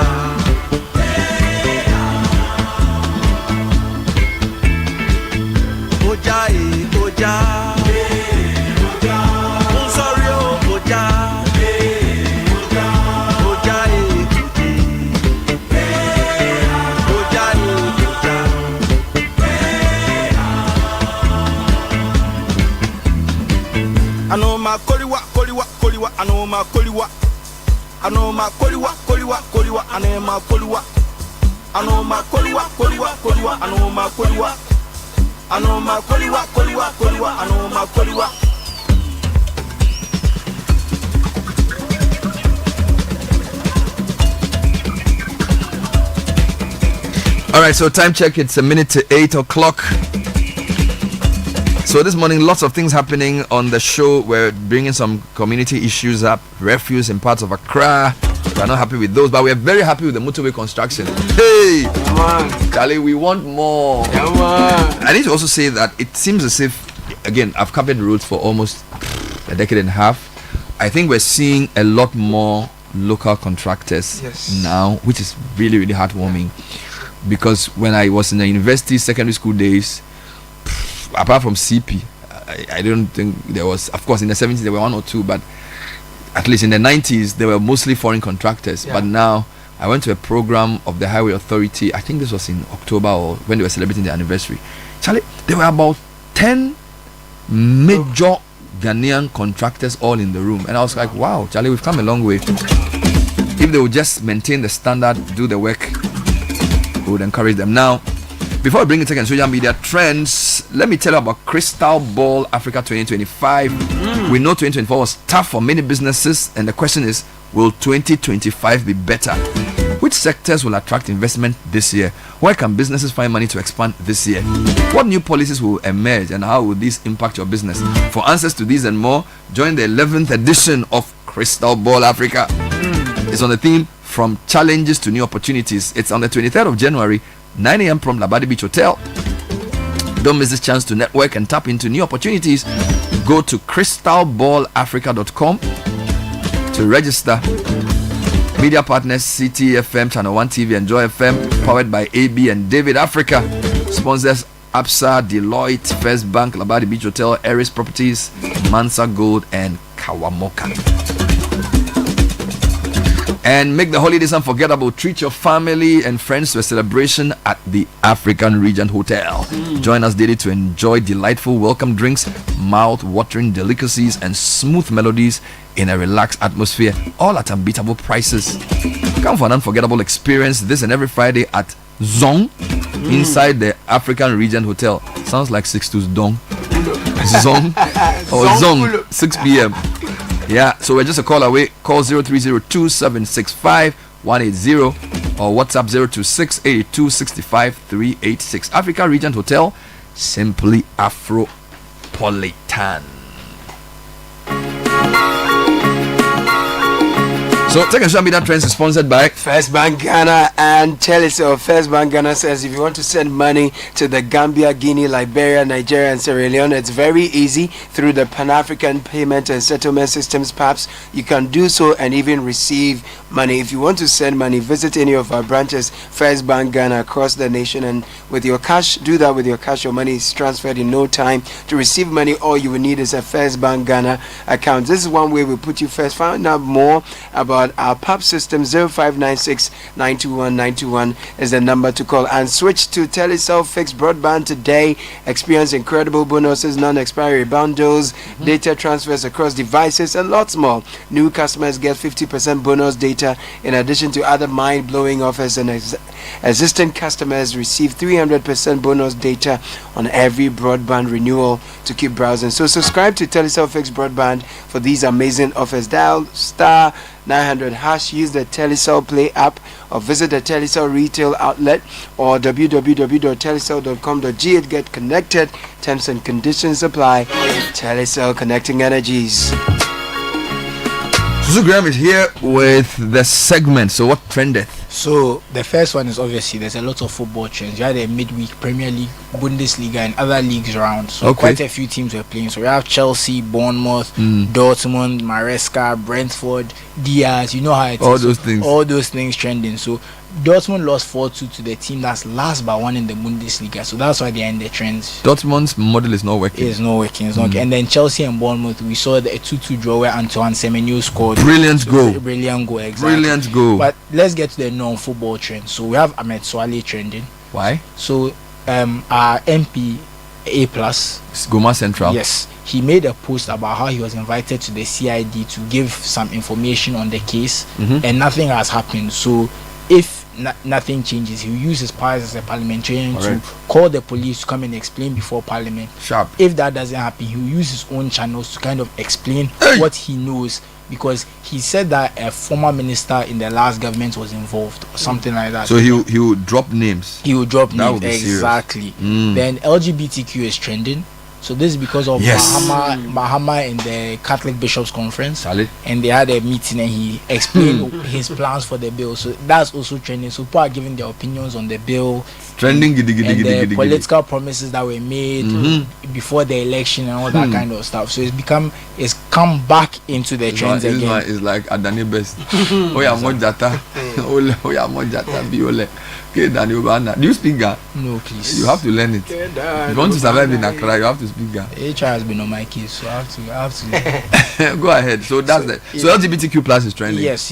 And then in tech news, Indonesia is going to start introducing age limits on social media and other internet things. So we spoken about Indonesia just yesterday. Age limits. Yes, because this is happening around the world. Australia have enacted similar laws and that kind of stuff. So what is Ghana doing? So people are more concerned about what children are doing online, the things they're exposed to, the fact that it's a shared space with adults and children. It's not necessarily the safest. So they're trying to do some age limit laws, some social protections, to try to make it more difficult for adults and children to interact online, protect them from predators and that kind of stuff, and setting content. So what are our lawmakers doing about our own situation when it comes to usage of social media by people who are not of age? Because almost every week you come and tell me US has done this, EU has done this, China, Ghana, hey, we have to be careful.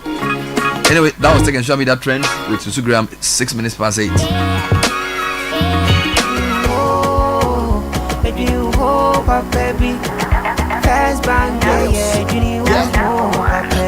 You're looking for a bank to rely on.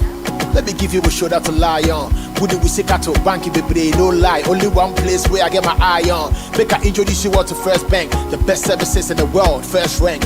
Customer service, everything is well planned. I make music, I travel, I sell land. They be my reserve tank. Cause every time I know my money's safe. Universal banking ain't in me here on the date. I'm a busy person, me no need time to wait. Now I got to Spain, even when I'm in the States. My me blue shirt. But tell me office a chilly, but who cares? Cause I bank with the best. I'm lucky, I'm too blessed. When it comes to First Bank, it's too west. Everything is you first. Woo! Nobody feed you, I'm like us. Do I'm like us. First Bank, we treat you first. Treat you first. Somebody see think about you first. Think about you first. You first. First Bank. There's a business in every woman, from the young lady brimming with exciting and novel business ideas to the market queen managing her empire. There's the she architect, quantity surveyor, realtor, business consultant, crafting dreams into reality, and the multitasking mom seamlessly blending work at home. The entrepreneur, meticulously checking stock, to the corporate woman, sealing deals on the move. Indeed, there's a business in every woman.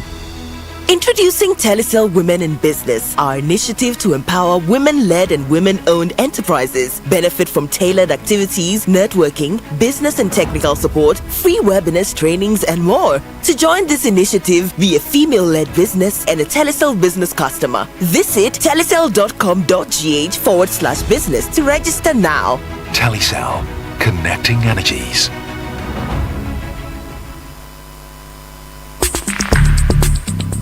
Join the conversation on the Citi Breakfast Show on Facebook at facebook.com/Citi97.3, Twitter at twitter.com/Citi973, and Instagram at instagram.com/Citi973 with the hashtag CitiCBS.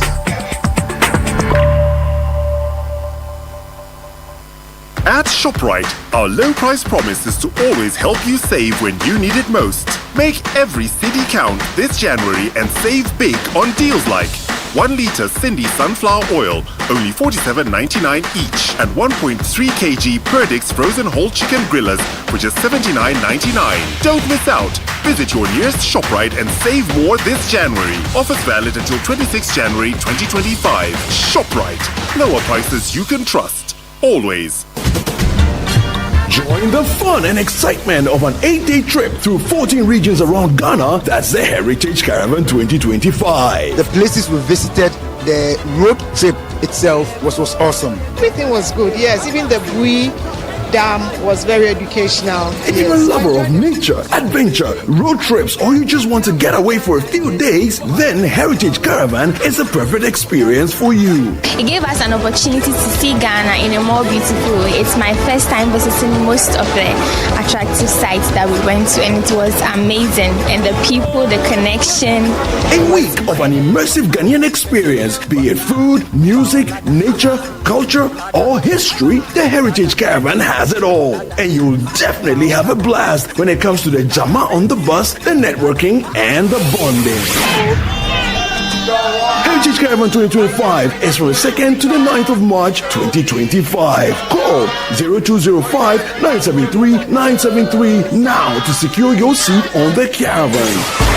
It was an out of this world experience. I want to register before I leave here this evening, and I'll make an advance payment immediately. I don't want to miss out. You have to experience this. You have to experience this. The Heritage Caravan 2025 is powered by Channel 1 TV with support from 97.3 Citi FM.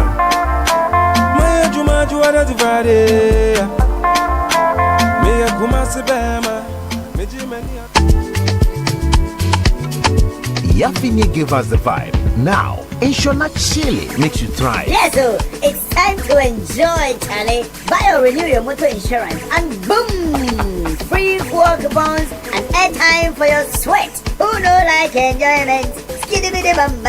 From January to June 2025, Enterprise Insurance gives you more reasons to smile on the road. Insure today and enjoy free fuel coupons for your car and airtime for your phone. Free fuel? Airtime too? Hey! Enterprise Insurance, always your advantage. Insure not Chile. It's simple. Insure and enjoy. Ready to secure your peace of mind and experience the fastest claims payment? Visit any of our branches or agency outlets nationwide. Connect with your insurance broker or enjoy the convenience of buying your insurance online through the Enterprise Advantage app today. Terms and conditions apply. Enterprise, your advantage. This is the Citi Breakfast Show, the city's biggest conversation.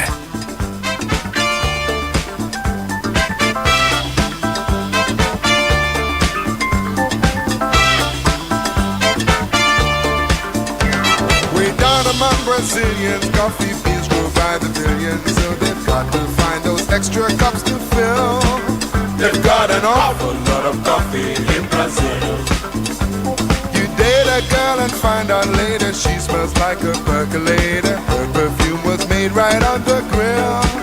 They've got an awful lot of coffee in Brazil. No tea, or tomato juice. You see, no potato juice. All the farmers in Africa say, hey, hey. A politician's daughter was accused of drinking water and was fined a great big $50 bill. They've got an awful lot of coffee in Brazil. A whole lot of coffee in Brazil.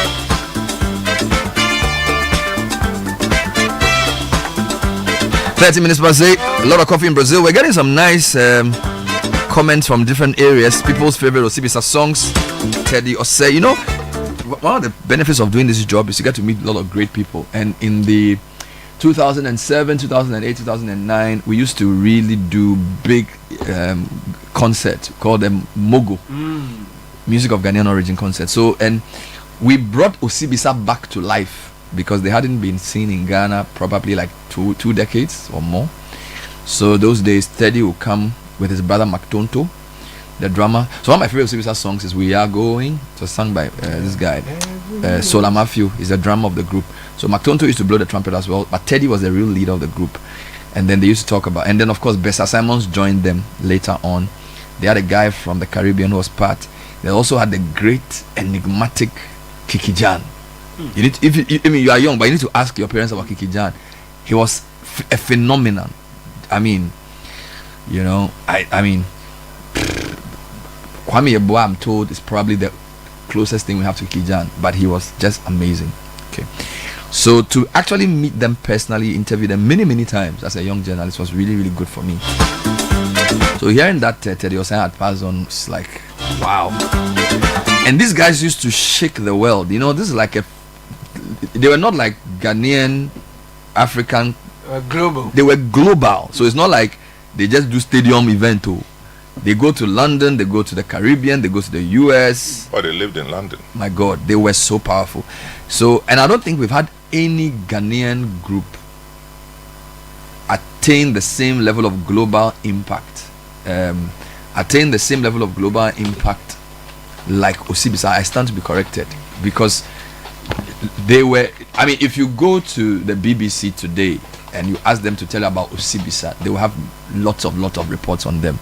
They were that powerful, you know. And I don't know whether they were all Africans. I'm told there were a couple of them from where. I mean, they describe themselves as an Afro-Caribbean group. Wonderful. So you had, of course, started by Teddy Osei and his brother Mactonto. Yeah. And people have gone in and out of Osibisa. Okay. But they have remained from day one. Yeah. You had the likes of Wendell Richardson. Where was he from? Antigua. Antigua. He was he was a guitarist and the lead singer. He actually came here. Oh, he's been here. Wendell Richardson. No, I mean for the interview. No, there was a guy who came with them from the Caribbean. I'll get the name. I'll get the name. So this is Wendell. No, he's British. I'll get the name. But so Wendell from Antigua. Okay. 20. I think his last time in Ghana was in 2017. Okay. He did a guitar show at Plus 233. He's old now. Okay. Look, we can go on and on, but Kiki Jan also had some time with them. Howbeit later, much later. How good was he? You know, he was. He defied the script. Let me put it that way. You know, because he wasn't known within the circles at the time. He was younger. Very young. I think he was 17 years old. Wow. At the time. Wow. Yes. And managed to get to England and found himself, rehearsing with Osibisa. And the story is told that somebody who was supposed to be a keyboardist had to travel somewhere, and then he stepped in last minute, and that was made the guy redundant. And that was it. That was it. Oh my God! It was a beautiful story. The Afro-Caribbean group of Ghanaian origin, and they used to tour everywhere, every part of the world, even before touring by non-European, non-American groups became popular. Yeah, became popular. So this is the 1970s. 70s, yes. early 70s. Osibisa. Yeah. Oh my God. Everything about them was a mystery. I hear when they came on stage, I used to interview Ted. He said when they come on stage, the people were afraid of them because they had this. Yeah, no, but Tonto says that at times when you see the white people's faces, no man can be beat me and they are making me. Like he actually said they will say some things, but they want to fear. You know, it was so powerful. Anyway, so whilst we're discussing all these current issues, it's also good to remember African excellence.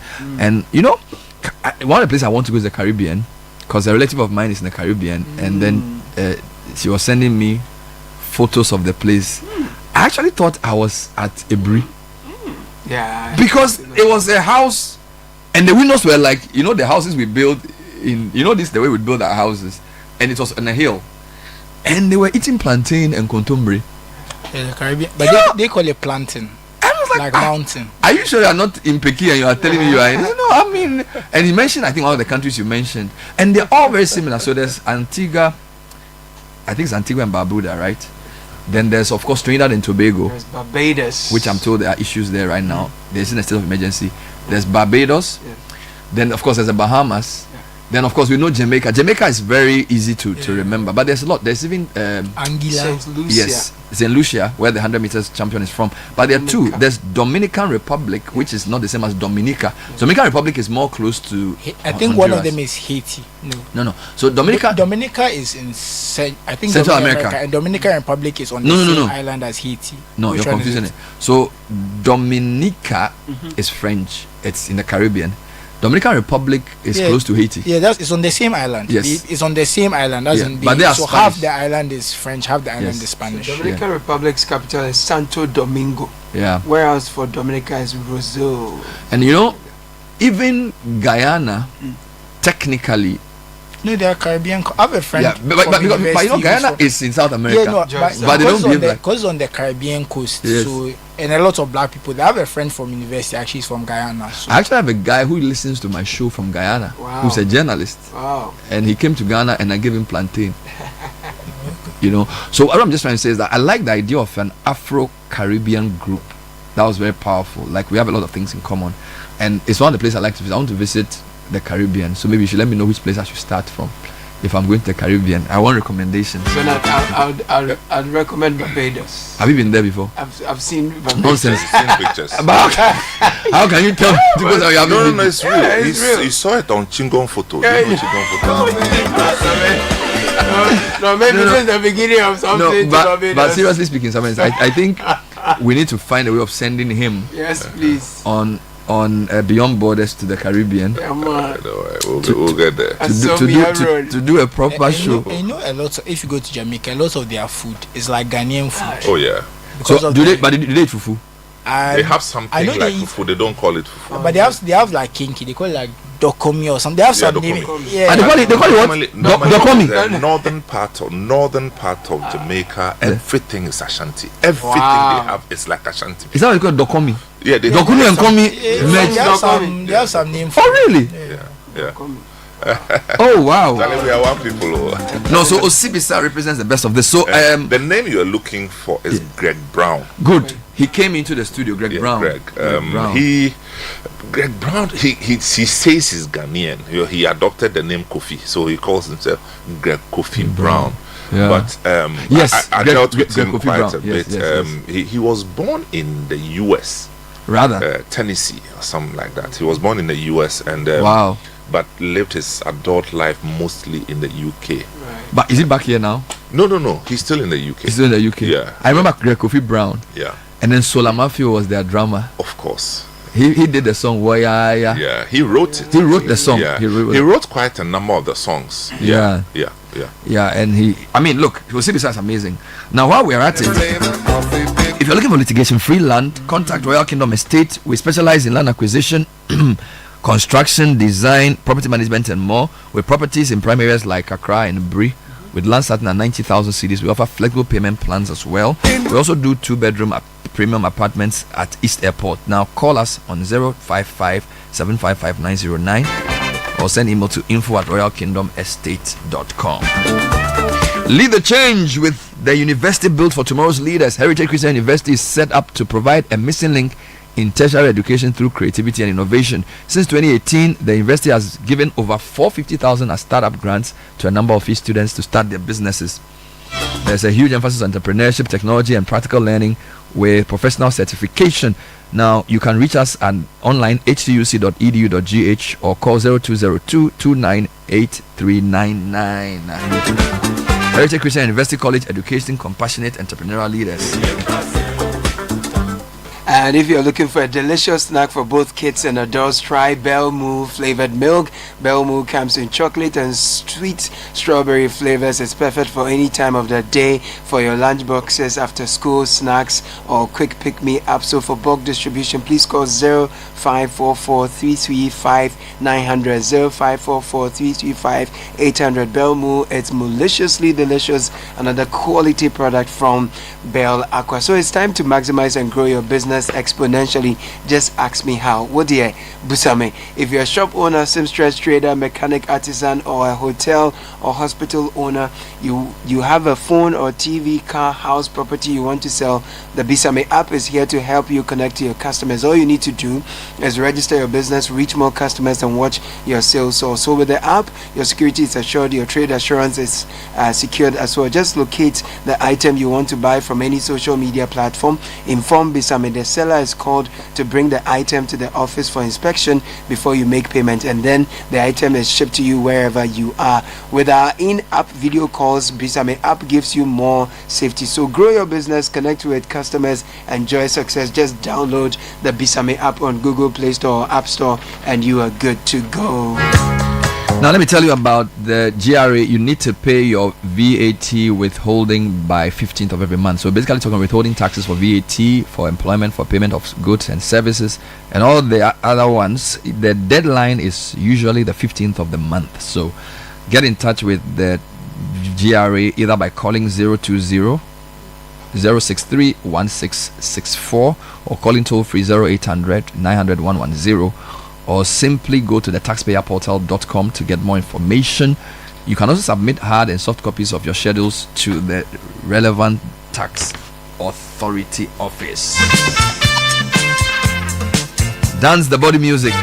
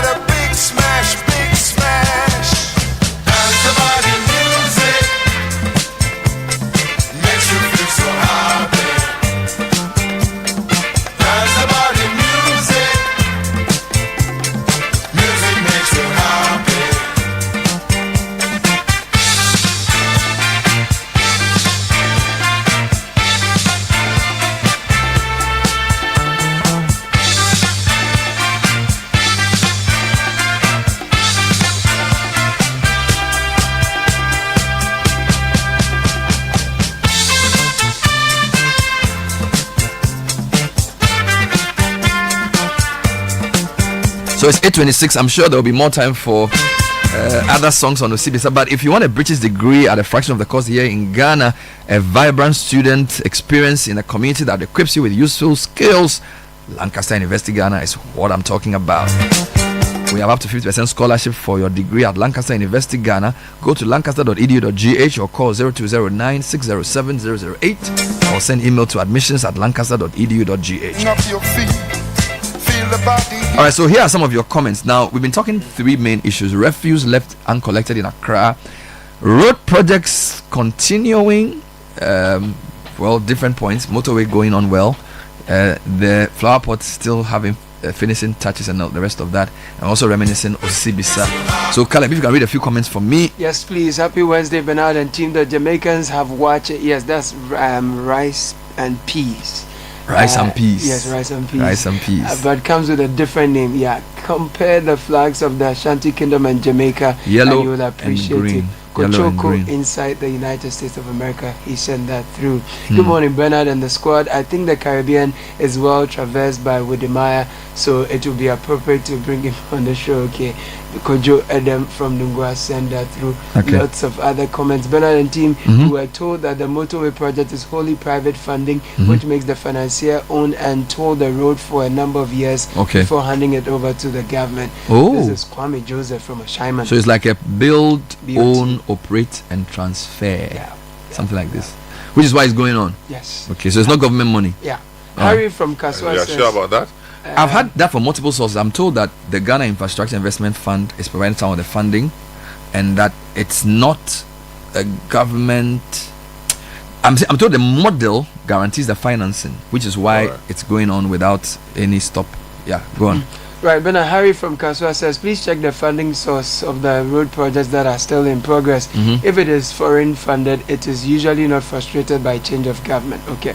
Bernard, I live at Olebu. This means I have 2 routes I can choose from when coming to town. Apparently, the Pokwasi and Ofanko route is shorter, but unfortunately, I'm forced to use the longer route during rush hour because the traffic jam is something else. Not because there are too many cars, but because there is a tiny bit of the road which joins the newly constructed part to the existing Ofanko Achimota part. Vehicles have to slow down because of that ditch. I wonder if it takes rocket science for our road engineers to notice that, or they need a special budget for that. The stretch is less than a meter long. Benji is not happy this morning.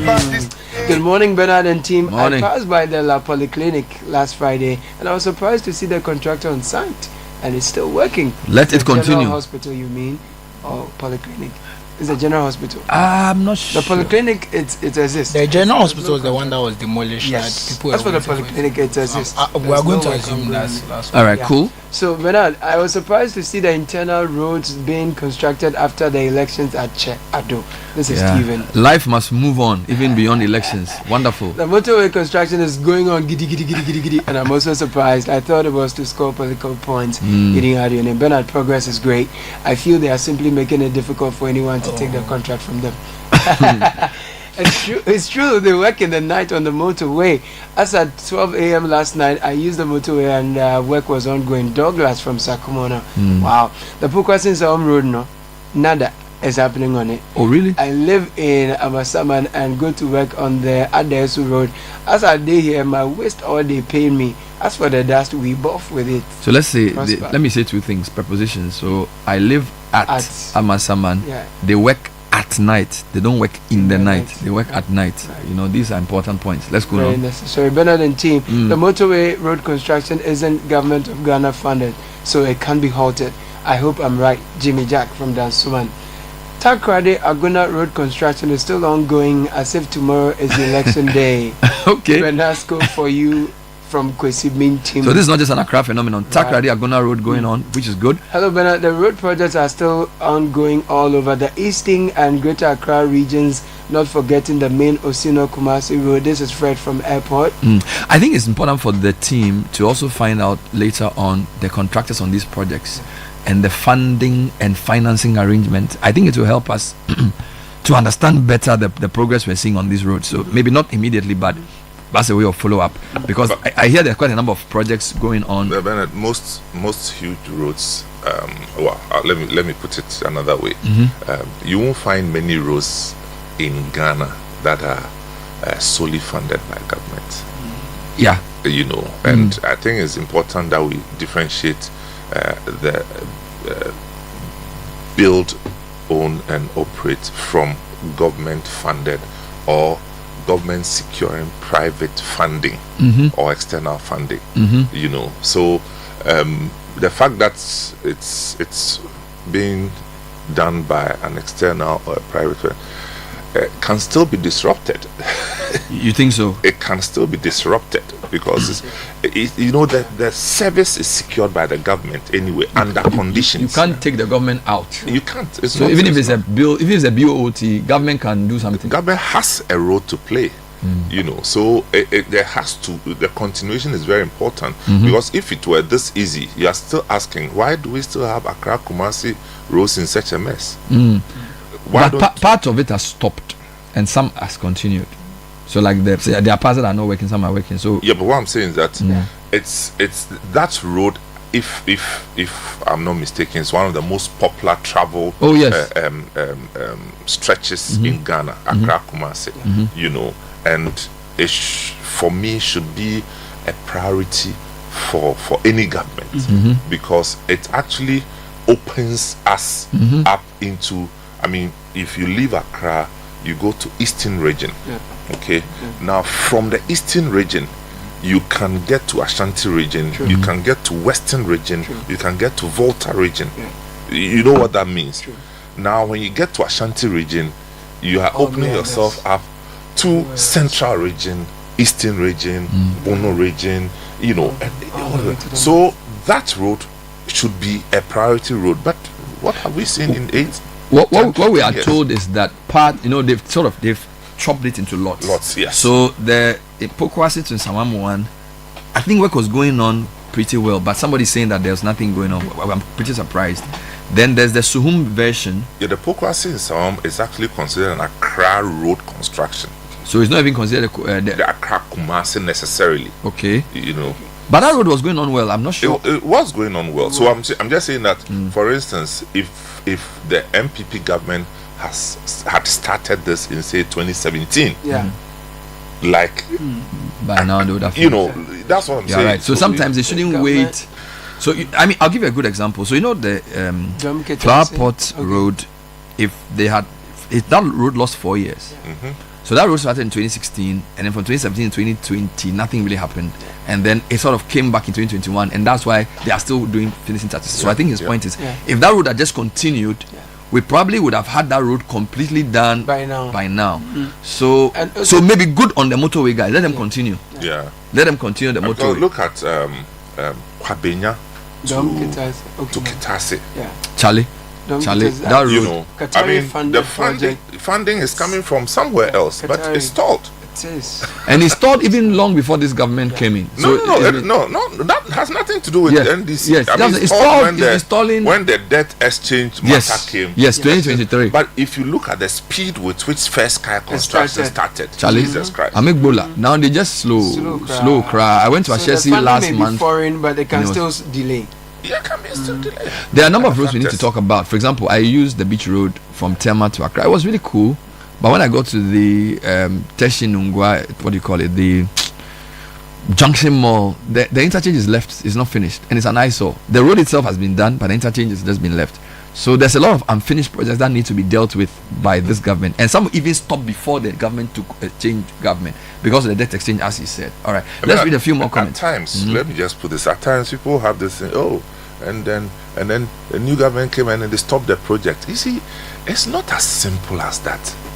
They don't stop projects, but if there are complexities in the funding arrangement that is not, if like, properly explained and justified to the new government, they will review. They have to review. They will review. And so I can see some of those things going to happen.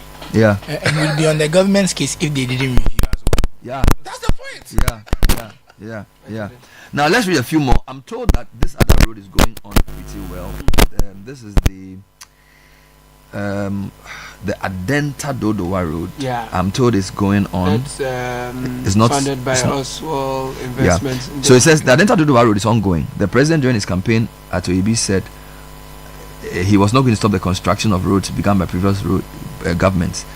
Okay, so this is somebody saying that the road will continue despite the change in government.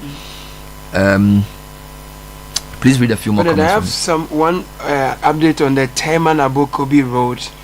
This message says work on that stretch has stalled, including some portions of gutters that had been left widely open. So Teman Abokobi. Okay. Yeah. Pokwase in Sawam, the company working on that stretch is doing quite well. The only parts that are stalled is the overhead being done at Amasaman close to the police station. They've been working 24 hours. They run shifts. I hope they complete it as promised. Business scientist from University of Ghana. Bernard, if the funds for the construction is given, there is no reason for works to stop because of change in government. Eric from Koforidua. I just used the motorway to Tema. Work is ongoing as I type this. I am equally surprised as Bernard is because I thought it was an election gimmick. Good morning, CBS team. Morning. Hello, Bernard. Nyayo. I've been sharing this on his story. Has been sharing this on his story since last week about this refuse. Okay, the refuse heaped at Kwame Nkrumah Circle. William Nyavo from Spintex is corroborating this. But the refuse phenomenon is not new. It's been so for a long time. Even at Circle, under the overhead opposite the new plant station, is where the refuse is heaped by people and tricycles for the Zoom Lion truck to come and pick. It's an eyesore. This is my issue. Are you telling me that in 2025 we cannot put containers for refuse to be placed in? So you go to Circle and they've heaped a mountain of refuse on the middle of the road and they've left it there. Charlie, I mean, well, but you see, we always view this as a sanitation issue. Yeah, but it goes beyond sanitation. What is it? It's a business model that is eluding everybody. You understand? Why is it that anytime there are issues of refuse, everybody refers to Zoom Lion? Why? Think about it. It's a private company. It means that he is one company that has figured it out. But even notwithstanding, the refuse is still there. No, but there's an issue of mandate and there's an issue of capacity. I mean, the fact that it's a refuse company doesn't mean that he should wake up and collect everybody else's refuse. What I'm just saying is that this is an assembly responsibility. That's where I was going to. I'm getting to. Okay. Now talk about Circle. Tell me which assembly that is. Is it part of Accra AMA or Accra part of OSU? I don't even know. You know, this is it, and we still have not crafted the business model because people say that they are unemployed and there's refuse there to be collected. So we don't have a business model that engages people to make it a profitable business, except that Zoom Lion will come, craft his idea, offer it to government. When he does it, people insult him and all this. But look, in certain Western countries, when you go, for those of you who have been jackpying, you will notice that when it comes to the issue of bola, they treat it like the way we treat gold and galamsey here. Black man, you collect bola. Are you serious? What do you mean? They won't allow black man to do bola business. It's very profitable. To own a company that runs it. Yes. No. Even the collection, you will see a white Caucasian. He's the one collecting the bola. Why? Because the amount of money they pay, they don't want to give that money to black man. But do we pay the same here? No, but if you don't develop, that's the point. If you don't develop the business, you can't pay people anything. So we need to change it from, first of all, the mentality that is waste. It must be seen as a resource. No, it is waste, yes. But what I'm saying, the collection process is a business. Yes. But sometimes the business notwithstanding, if the political oversight is not responsible enough and it's not serious, that's where we are. Because how do you have whatever business you've put there? How do you have refuse at Circle for 1 week on the road? Bernard, you see, let me tell you something. I can take you to. We have to be serious. I can take you to Gamashi, not Gamashi, like the Makola area. Yeah. On a Sunday to see what you see, what is going on there. Sunday where there's no traffic. Just drive around from Makola all the way to the Tudu side, to UTC, into Koloko area, all the way to Cow Lane, Zongo Lane. What's going on there? Bola. They just leave it there. Bola on our streets. How? Sunday. As in, because there isn't human traffic, that's when you can actually see it. Exactly. So it tells. Okay, let me. I'm not here to say you have all the answers. No. But what I'm asking is that, so is it like the assemblies don't understand refuse business or what? The assemblies, I think that's the way they are structured. They have been. We keep saying this.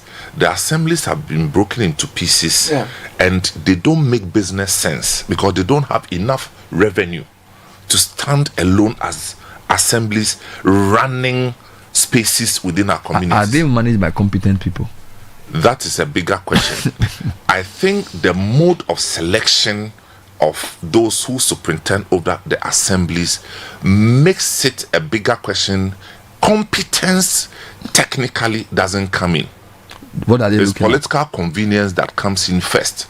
You understand? See, I'll talk about this. When Kojo Bonsu was running Kumasi, he used to wake up in the middle of the night. And there's not somebody telling me, I saw this, to go and physically make sure that refuse in the large markets are duly collected. At times, when he goes there, he tips the people, as if he's part of them. I mean, you don't say everybody should do it this way, but I'm just saying that everybody should do it this way. I'm just saying they are that serious. He took an interest. He took an interest personally. There has to be a personal interest. So that means you're answering my question. Is leadership, if the quality of the person running the place, because seriously, this guy, as we sit here, we and I don't even know where Circle is. You know, like I'm not sure whether Circle is part of Clote Colley or Henry Cote side. What's it called? I was so Central. It's between the three. It's between the three. Like, the Circle is sitting down with Bola.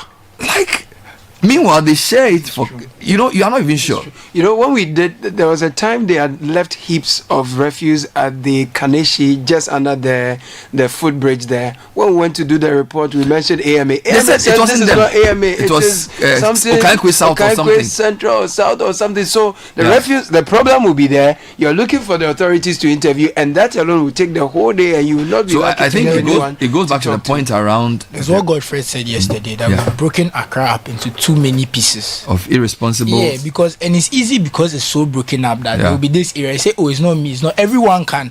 If the areas were bigger, or maybe Accra had one person in charge, that kind of so thing. going back to what you said about Kojo Bonsu. So KMA, everybody knew who was in charge. Yeah. You see, this is the other problem. As I sit here, I don't even know who to call about Circle Bola. No. I don't know if I see Bola at Kanesi. I'm not sure whether it's AMA or Okankwe South. And I don't know who is even in charge of Okankwe South. You see, so for me, we forget that we as Ghanaians, sometimes leadership must be seen. Okay? This whole idea of creating multiple sub-metros of inconsequential people with no power. And when people say, look, you need a person to implement a system. You get it? So you cannot say, let's have strong institutions without strong men. And then say it in vacuum. No, institutions don't come out of the air. It's human beings who create it. And if you have incompetent human beings, you cannot have effective systems. So it's like we misunderstand. You know what I hate about Ghanaians? Like we are so. It's like Obama is going to say something simplistic. It means that it's like we need strong institutions, not strong men. So it means we need strong. Like what I'm saying? It's like there's no layered thinking.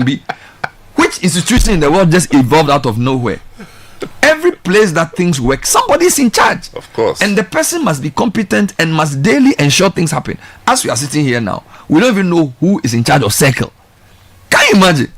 And there's refugees there for 1 week. So even if the Great Accra Regional Minister wants to ask somebody to so which is why Henry Cote now had, as a regional minister, had to now leave us. Was going around doing this. And look at how he suffered for doing that. I'm going back to the suggestion that if we want to change the country, we must get proper people to run assemblies, because that's where the rubber meets the road. That's where whatever the president says at Flagstaff House, if the person running the city says, if he shall, you can't do anything. I think that's why people want their DCs and MCs and whatever elected. So once you elect them, you know the person because you voted for them. You see, you can go to their house. Yeah, I think that's why people feel like it's a good idea. You are right in a sense that you see, this is my issue though. For me, right, the things.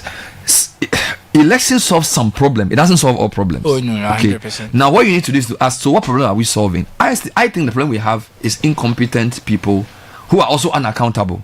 Election may solve the accountability, but may not solve the competence. I don't even think it will solve the accountability, because how painful is it to lose an election if you've chopped your money already? Let me ask one question. So voting doesn't solve the problem. Do we vote for our members of parliament? Absolutely. And so they solved our problems? No, but you see, the element of voting is just a way of, if you like, getting somebody to take responsibility and exerting accountability. No, that's why I don't think voting will solve the problem either. I'm just saying that it's people's idea. I'm just mentioning. I mean, the politicians have pushed this thing as if once we go into electing DCs, then all our problems will be solved. I even think what might even make it easier Actually, even if you remove the MCs and DCs, and rather the MPs who are always campaigning that will do the road, will do this, put them in charge. They are saying they'll do it. They can't do it. That's not their mandate. But let me quickly come in.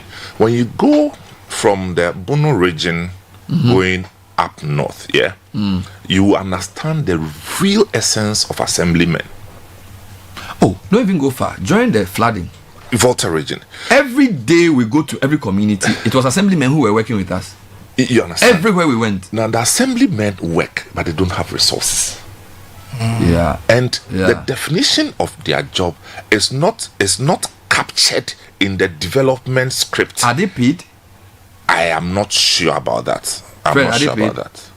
I'm not sure about that. You are hit on something there, because you see, when we're doing the Volta flooding, well, look, we influenced at least 20 constituencies, and I can say to you, even when we met MPs, all the MPs will say, please talk to my assemblyman. Why? Because the assemblyman is the government on the ground. So when we go to a place and we say we want to provide food, assemblyman has a list of people whose houses have gone. He has the name, the gender, the age, and what happened on a sheet of paper. And this assemblyman, they are mostly teachers or the illiterate person in the community who is respected. Do you understand what I'm saying? So for me, we are ministers appointment. Look, they're appointed regional ministers. Okay, I'm not really sure those guys can do much if the assembly people and the MCs are not serious. You get it? Like Linda Oklu, Great Accra regional minister. Okay, I mean, if you don't recalibrate Accra for the management of Accra to be done by serious, accountable people, what can Linda Oklu do? She'll probably give a couple of speeches, do 1 or 2 interviews. She can't do much. Because the Henry Cote thing, he was trying, but it didn't work in the end of the day. I actually think his approach was based on the fact that the assemblies were weak. So he became a central force to unite them to do something. Remember, he tried putting the assemblies together. Kept calling meetings of assemblies. But the thing is that when you get all the assemblies together and let's say you issue the instruction, the next question they ask is that you are not providing the resources. You, the regional minister, you yourself, you need help. The resources will come from the 2 places. The presidency and the local government ministry. Now, you set your agenda and there's no money to execute the agenda. By the way, by the new calibration of ministries, we understand sanitation is now under local government. That's what I'm told, based on the caliber. You know, there was Ministry of Sanitation, Water Resources, Works and Housing. So what they've done is that they've taken the water. Function of sanitation. So sanitation is now back to local government. So maybe that's the best model, hopefully, I don't know. But the local governance for me is the bane of Ghana. The thing, very important, but I think that the local governance system, you see, you don't run a local government system from top down. Okay. It always has to be bottom up. From the unit committee to the assembly to the district to the metropolitan, all up. Good. So question. Let's deal with the voting issue. We voted for our assembly people, didn't we? Yeah. I voted here for unit committee. So let's go and call them to go and collect the revenue. I have to be honest, I've never voted in any of those elections. But you're never in Ghana. No, but even when I was in I voted because I remember on the unit committee list when I went, I remember that there were 2 women. I didn't know them. So what I said was I was going to vote for 2 women and then I think 4 men or something. This was 6. Was it 6? Or something? You're supposed to vote for more than 1. I'm not sure. Okay, maybe to be fair, because I was living on campus, maybe some of these things are not. No, but seriously speaking, so if the voting is to be of consequence, I think that people must start holding the assemblymen also for a bit responsible. Because if you have refuse for a week not collected, 100%. Seriously, assembly guys can even make an alternative arrangement. Do you understand? At least assembly guys can say, okay, we are going to hire a truck to come and collect it whilst we wait for the person to do their people thing. They don't have money. Charlie, but that's why when you are coming to be voted for, don't you tell us that you are resourceful? Yeah, that's why I mentioned the MPs. Write an undertaking that you are borrowing money from yourself to collect the refuse and we'll pay you back. Yeah. But you see, this is the thing. We always think about things like money, and it's because we don't think second level. You say you don't have money to collect refuse. Do you know the cost of having a refuse there for 1 week? Yeah. Do you know the cost of having a cholera outbreak? We're in a cholera outbreak right now. So I think we don't think far. It's like, Obeska, Obeshka, no Obashi, what do you call refuse in Ghana? Bola. Obashi Bola is jail for 2 weeks. If somebody gets cholera, the cost of that cholera is more than that 200 Ghana cedis. So 100%. I am saying that, you see, there has to be accountability. And if the government wants to change the situation, they must make the MCE work one of the most prized jobs. Again, Caleb, you read a story today. Yeah. President Mahama said he's receiving a lot of CVs. Yes. Very good. Direct the CVs to MCE. You see, they say they want work. You know, they say they want work. Minister is only 60. They can't give 60. Even if but MC is like what? In the hand, 200. Yes. So if the people say they want work and they are not getting, send their CVs for MCE. Let's get the best guy to run the place. Number 2, sign a contract with them, a performance contract, and say, look, this is what you are supposed to do. If you are not able to do it, you've sacked yourself. You know how some people have sacked themselves. I think the simplest one, for example, is street lights, because the street lights are there. They are never on. They share it for election votes. You drive around, you drive at night, you be looking, you see the street lights. It's not like they are not there. No light there. There's no light. You can drive like 30 minutes. You see like the lights will be on for 5 minutes. You talk to politicians. I really hope they understand the seriousness of local governance. They do. They do. Yeah, they do. That's question 1. Question 2. Do they think they can do anything about it? They hope they can do everything and anything about it. You see, but the way our politics is structured, it actually disables the good efforts of people who mean well when they are given the mandate. I mean, look, read Mr. Kwabena Ahoy's book. I mean, that man is an authority on local governance. You like it or not, he's an authority. Okay. And I'm saying that the structure of our local government, if we get a good reality that we need competent people to execute the mandate, if you like, outside of politics, I think that will be half the problem solved. And then the right appropriation of resources through the right channels. I'm not talking about setting up institutions where the DCE will have to go and lobby before they are given resources, which they are entitled to. Entitled to. You have to lobby. If you are not in the good books of the person in charge of the institution, they won't give you. Or you'll be there before you see the person in charge of the institution will bypass you and come and do their own thing because it came from Jubilee House or it came from. You know, we have everything on paper. The execution is the problem, and we are saying that we are hoping that with the experience that President Mahama has had, seriously, as vice president, as president, and his second-term president, Charlie, he is an assemblyman and MP. He should be in a better position to Charlie too. And good thing is that he's also been an active opposition leader. Very good. So it's not like he went to sleep and then popped been up. Part of the system for a long time. I deserve to be. You know, this is it. So it fits into the substance of our hope. So he basically has a lot of work to do. Yes. And you think he doesn't need. How do I put it? He doesn't need to learn on the job because he already knows the work. He knows. So he just to do what he has to do. He can't win by using the old script. He can't. So hold on. So in terms of that, one of the new scripts would be prioritizing competence in appointing MCs over party loyalty. Politicians, stop telling people that I am rewarding you with a job. I am rewarding you with an appointment. You deserve it. You've worked hard, so I'm rewarding you. It's not. Now you tell me you come to work hard and give you a job. Yeah. So the reward, the work is actually not a reward. No. It's actually like a sentence. And punishment. Yeah. Maybe not punishment. But you see, it also reveals the mindset of why they go there. Exactly. Because there are some jobs you give me, I won't do.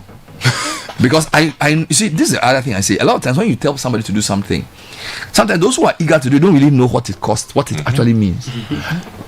I'm serious. Like, you know, like when we're in school, somebody wants to be cupboard boy, just wants the post. The person who actually knows what leadership involves. Sometimes when you tell him to do, he says, no, child, this work I cannot go do again. I'm retired. There are some people who have had to be called out of retirement to come and work because they know what to do. So sometimes when somebody is very eager for a job, maybe the reasons are not right. And when the motives are not right, it's likely that the action will also not be right. We need to really look at this because for me, look, leadership is a thankless job. It's a sacrificial job, no matter how much you are paid. Unless you are in to make money. If you are in to actually work, imagine refuse for 1 week and somebody can sleep. Imagine if this company, there's refuse in front for 1 week. What do you think I'll think of him? But yet somebody who is called honorable is sleeping and there's refuse in many parts of the place he oversees and it's very comfortable. Can you imagine? And this refuse is big, it's not like small. No, this is massive refuse. It's like the whole church station. Every day they moved all the rubbish. And there's somebody who's an MC or local whatever. He's just happily going to work. Bernard, we don't see the and business someone even sent a text about how it's like there's different places everywhere. Basically, it's like it seems like every place has a lot of churches. This is the mode of rubbish collection. Yeah, like they pile it up and just wait. Indiscipline. I said no. They say it's a Ghanaian thing. It's a Ghanaian thing. It is a Ghanaian thing until you enter Bema camp. You try. No, you enter Bema camp and you see the. But they are the Ghanaians there. That's what I'm saying. The clean streets. You can't try. It's not like throw baller on the street and see whether it's Ghanaian thing. It's not like Ghanaians do it when they go abroad too. They don't. If someone said that there's a need for a new script. Yes. And part of the things we need to do also, besides the leadership and everything, is why are we still using plastics in our country the way we do? This one is another issue. We really need to ban that thing. You know, single-use plastic. I'm saying everywhere you meet Ghanaians, 5, 10, 20 Ghanaians, they sit for 20 minutes. When they leave, there'll be plastic waste there. There'll be refuse there. Where 2 or 3 are gathered. I don't understand. All right, let me bring you some quick announcements. I'll read some of your comments. This morning has been quite fluid. Refuse, roads, and reminiscing the great Osibisa band. Exciting news for all University of Ghana students. Prudential Bank makes fee payment easy. Simply use the short code *772*100# or visit the UG online payment portal. African students can also make payments using the PAPS. You can also visit any Prudential branch to pay your fees. Open an account at Prudential and receive a free MasterCard. Terms and conditions apply. You can also call 0551-858585. Prudential Bank, truly dependable. Let's talk about Munche. And it's snack time. It just got a whole lot better with Munche milk shortcake. Its unique blend of milky richness and carefully selected ingredients crafted to delight your taste buds. If you're looking for pure satisfaction and the authentic taste of original milky richness, grab a pack of CBL Munche milk shortcake, Ghana's favorite biscuit brand, and indulge in the milky goodness today. Now, beyond biscuits, if you're looking at cement, think of Diamond Cement. It's 42.5 hour grade cement. It's the highest quality on the market, and we have the 32.5 hour grade, great value for your pocket as well. You deserve the very best, so look out for us. We are located across the country. Diamond Cement Ghana Limited. We are everywhere. We have factories, however, in Accra, Takrady, and Buepe. These are some numbers to call: 0244 313 368 or 0540 111 978 or 0202 021 175. Diamond Cement is still as hard as a diamond. And if you're looking for litigation-free land, please do well to contact Royal Kingdom Estate. They specialize in land acquisition, construction, design, property management, and so much more. They have properties in prime areas like Ebri and Accra. Land is starting at 90,000 Ghana cedis. They offer flexible payment plans, affordable homes ranging from 2 bedrooms, premium furnished apartments for short rentals in Eastport. Locate them at Cantonment opposite Soul Clinic International School. 055 755 909 is the number to call, or 0272 77 880. Email info@Royal Kingdom Estate. Royal Kingdom Estate, building communities, nurturing dreams. I'll read a couple of quick messages, then we'll take a short break. When we come back, Effective Living continues, where Joe Jackson talks about personal finance. We have an interview also coming up shortly. Now, Benadi, the MC seat in my Crow constituency in Ungwa is about tribal right too. If you're not a gun like me, you can't be an MC here in Ungwa, no matter how qualified you are. We want development in Ungwa and let the candidate rule us this time. Okay, so Nibote, so this is my point. Find a competent guy and put him there. You can't tell me that they aren't competent indigents, alright? So yeah, here's another one. Good morning, team. Please, Zoomline has not collected our trash for over a month and a half in Oyarifa gravel pit where Asidun Ketia lives.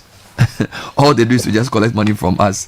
They pick the refuse once in a month of 3. Please send the reporters to come and film this. This is coming from Charles at a place called Asiedun Ketia. There's a place in Arifa called Asiedun Ketia. Let's read a few more comments on this matter. Caleb, if you can help me before I move to my next issue. Bernard, my nephews have called to say I was saying Monche. Monche is Munchi, not Manche. It's Munchi. Yeah, they say you and I, we are saying Manche. Okay. Let's deal with the comment. Good morning, Bernardino. The issue of uncollected refuse goes all the way to Kaswa, Malam Junction, Kwashima, and La Paz. It just seems the assemblies are not collecting the ball. Martin from Kaswa. Unfortunately, the bins, when provided, mysteriously disappear. What a country. Nearly send that through. Good morning, Bernard and team. I once asked about this refuse collection thing. I was told the markets have demarcated places for the trash cans to vehicles to collect the refuse. The best convenience is on the streets. But how?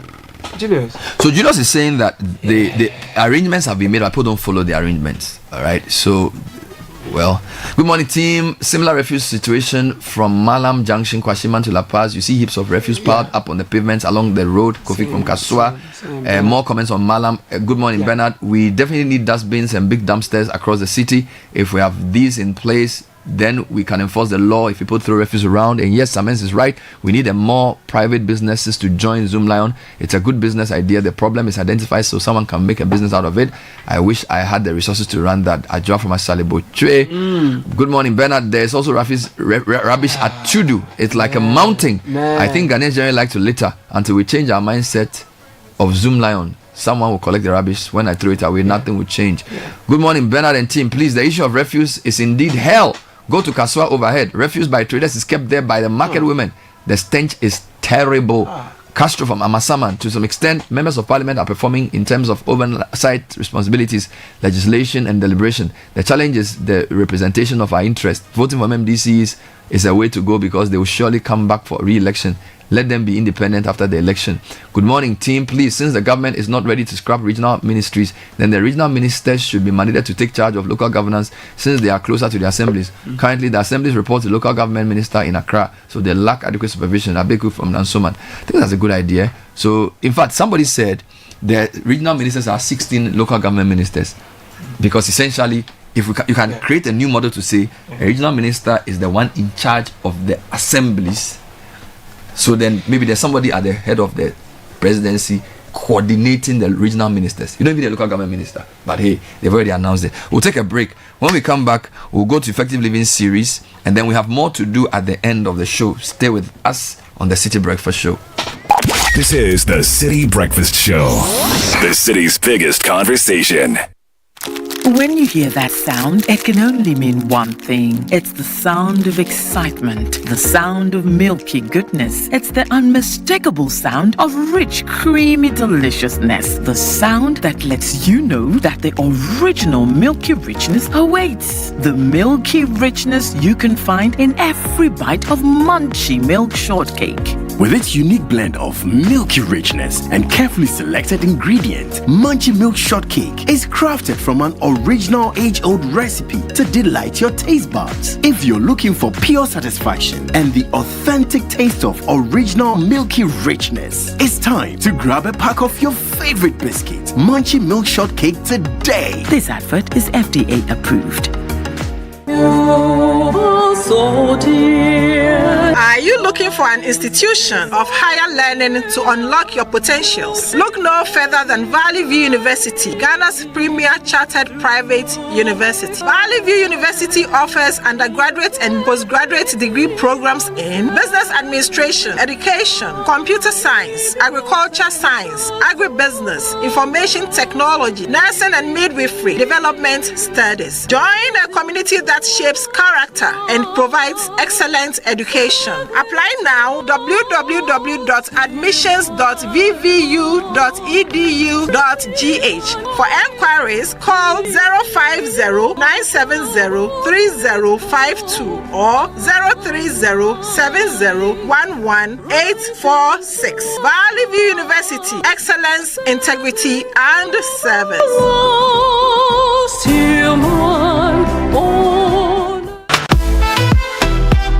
First Impressions matter. Make yours unforgettable with the irresistible scent of Princess Body Mist and Roll-On. Designed for every lady who wants to leave a lasting impression wherever she goes. And for our gentlemen, there is Style Up Perfume and Roll-On. Elevate your presence with a confident, masculine fragrance that keeps you dry and fresh all day. Because your fragrance should speak before you do, use Princess Body Mist and Roll-On and Style Up Perfume and Roll-On. Your daily essentials for smelling good from dawn till dusk. Princess and Style Up. Smell good and feel great together. The GC brand. It's all about you. This advert is FDA approved.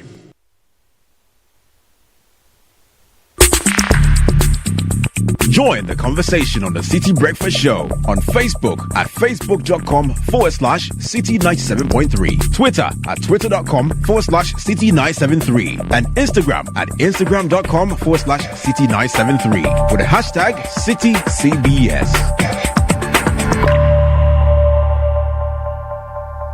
This is the Citi Breakfast Show, the city's biggest conversation. The Citi Breakfast Show. Rise above the noise.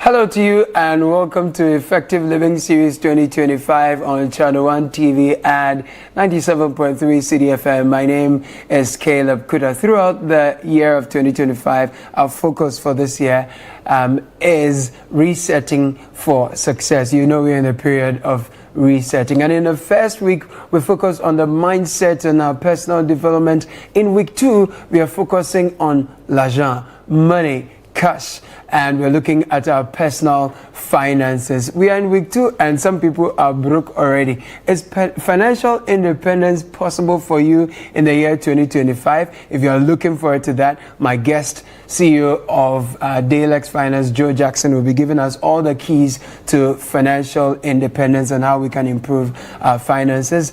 And let you know that Effective Living Series is brought to you by Hallmark Cafe. Hallmark Cafe, delight in every sip and bite. We'll take a very quick break. When we are back, we'll bring you all the keys you need to your financial independence. Don't go nowhere.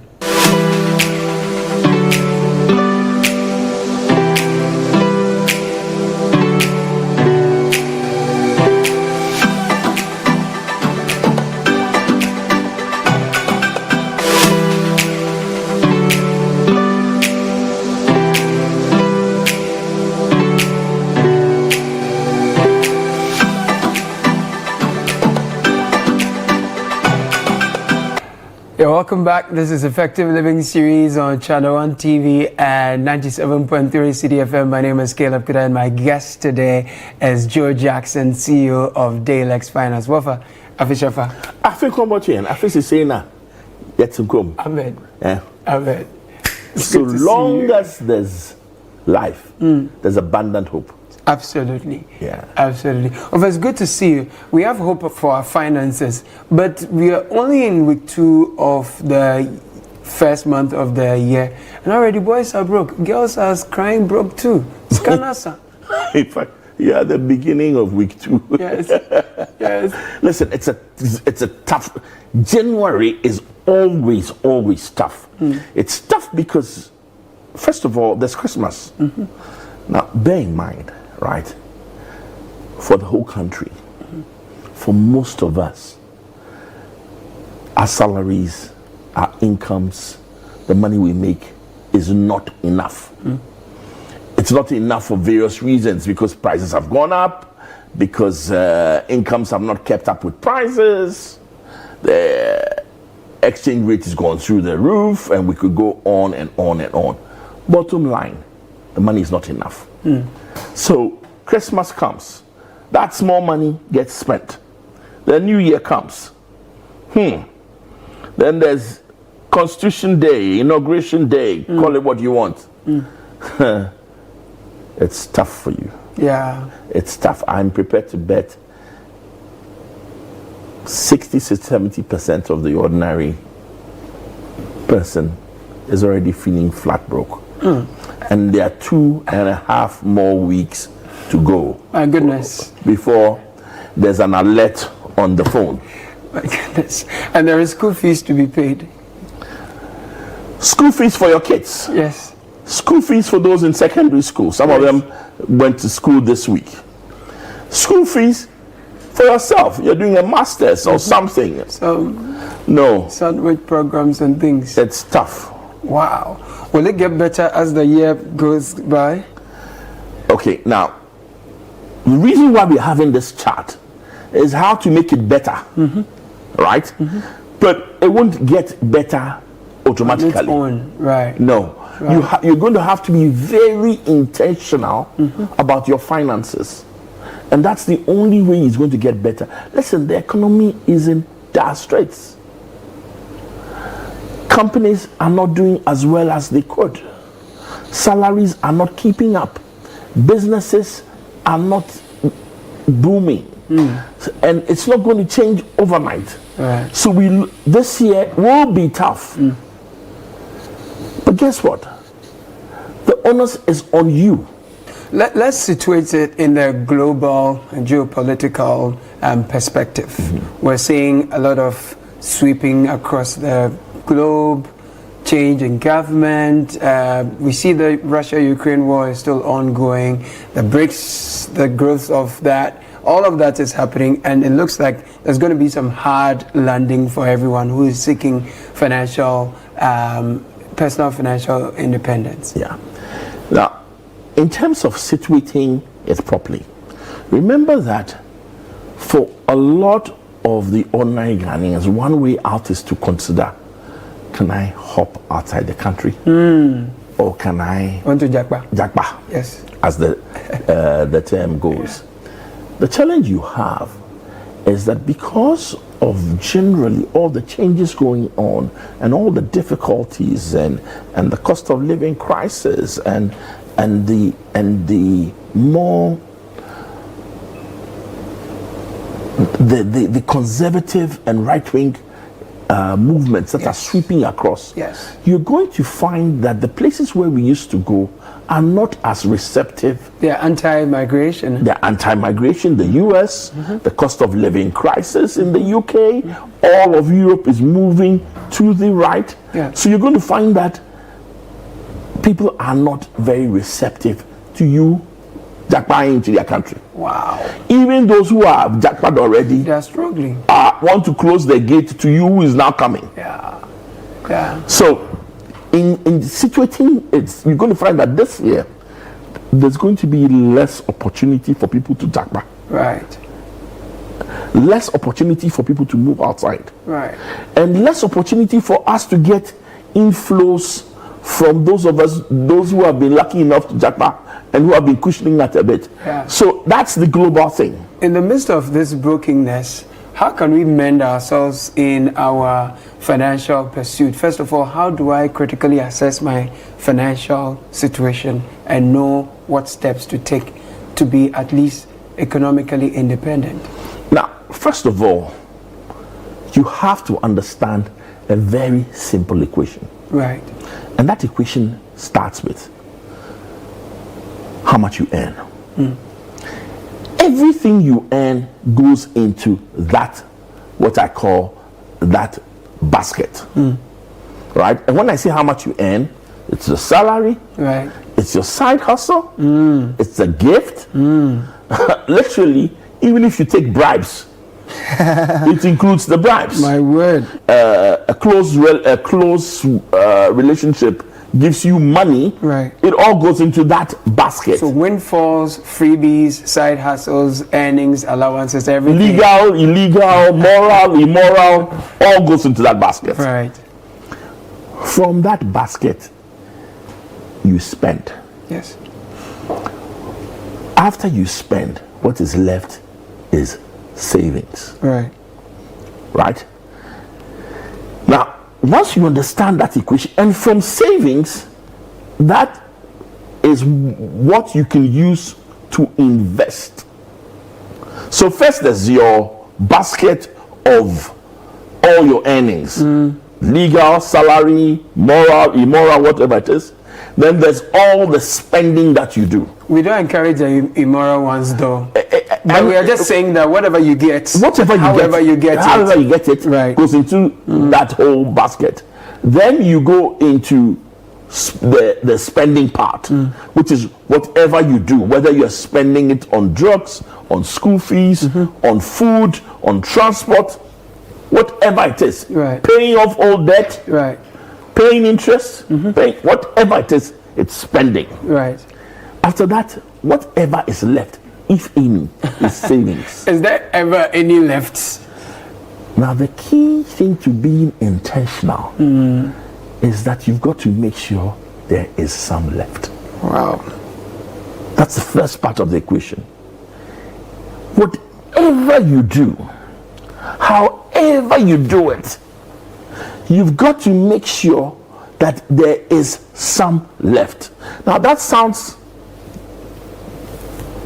sometimes almost ridiculous, isn't it? It's very hard because by the time you're done spending on transport, going to work and coming home, your earning is finished. You've not talked about food, you've not talked about data, clothes. So one of the things that we're going to talk about today is, number one, we've got to increase income. Right.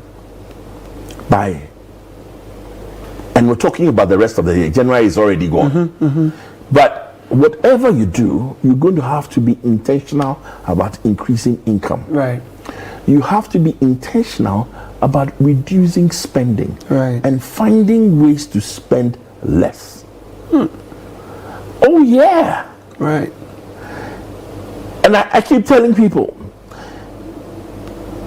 maybe you should stop using your private car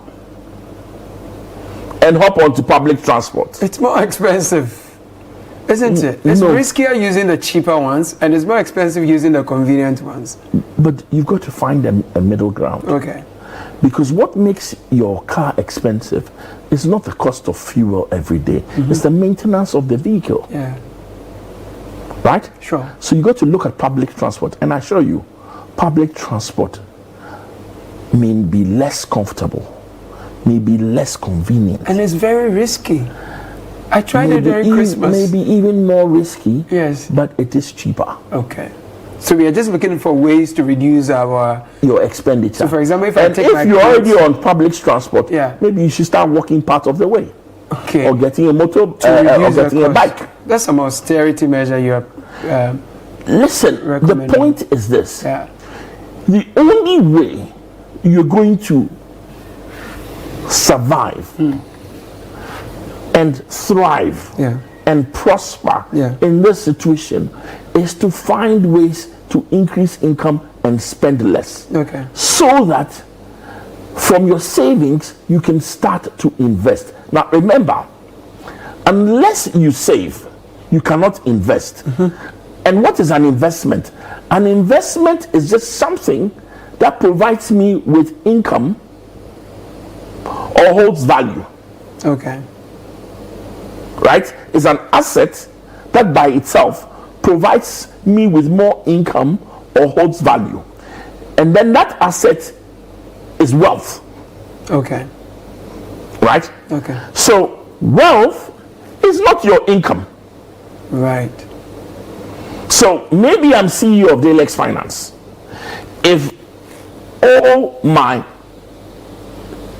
pay is spent lavishly so that I have nothing saved, I am broke. If the cleaner in my office finds a way to earn a little more,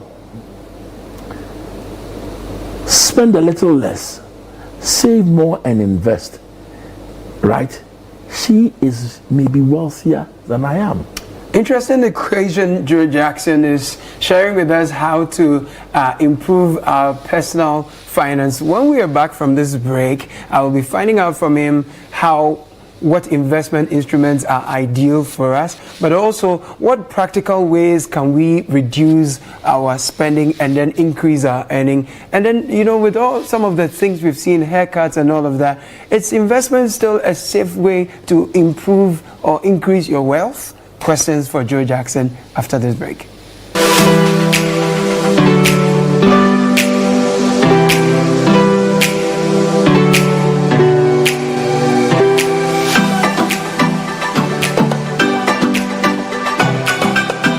This is your chance to be served by a robot at Accra's premier destination for fine dining, Hallmark Cafe, located in Jowolu, just after the Allied filling station. It's the perfect spot for delectable pastries, desserts, hot and cold beverages, as well as a variety of continental and local dishes to satisfy your cravings.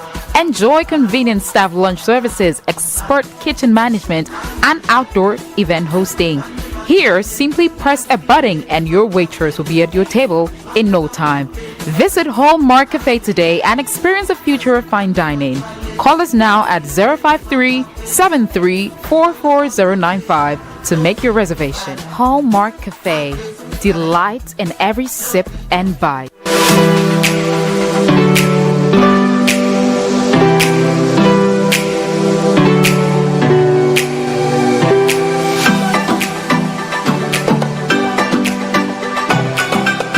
Welcome from the break. This is Effective Living Series 2025. My name is Caleb Kuda. We are hanging out with Joe Jackson. We are looking at how to improve our personal finances. Joe Jackson, you are recommending some very drastic measures for us to take in order to reduce our spending. So, for example, if I buy bottled water, you would say I should buy sachet water now? Yes.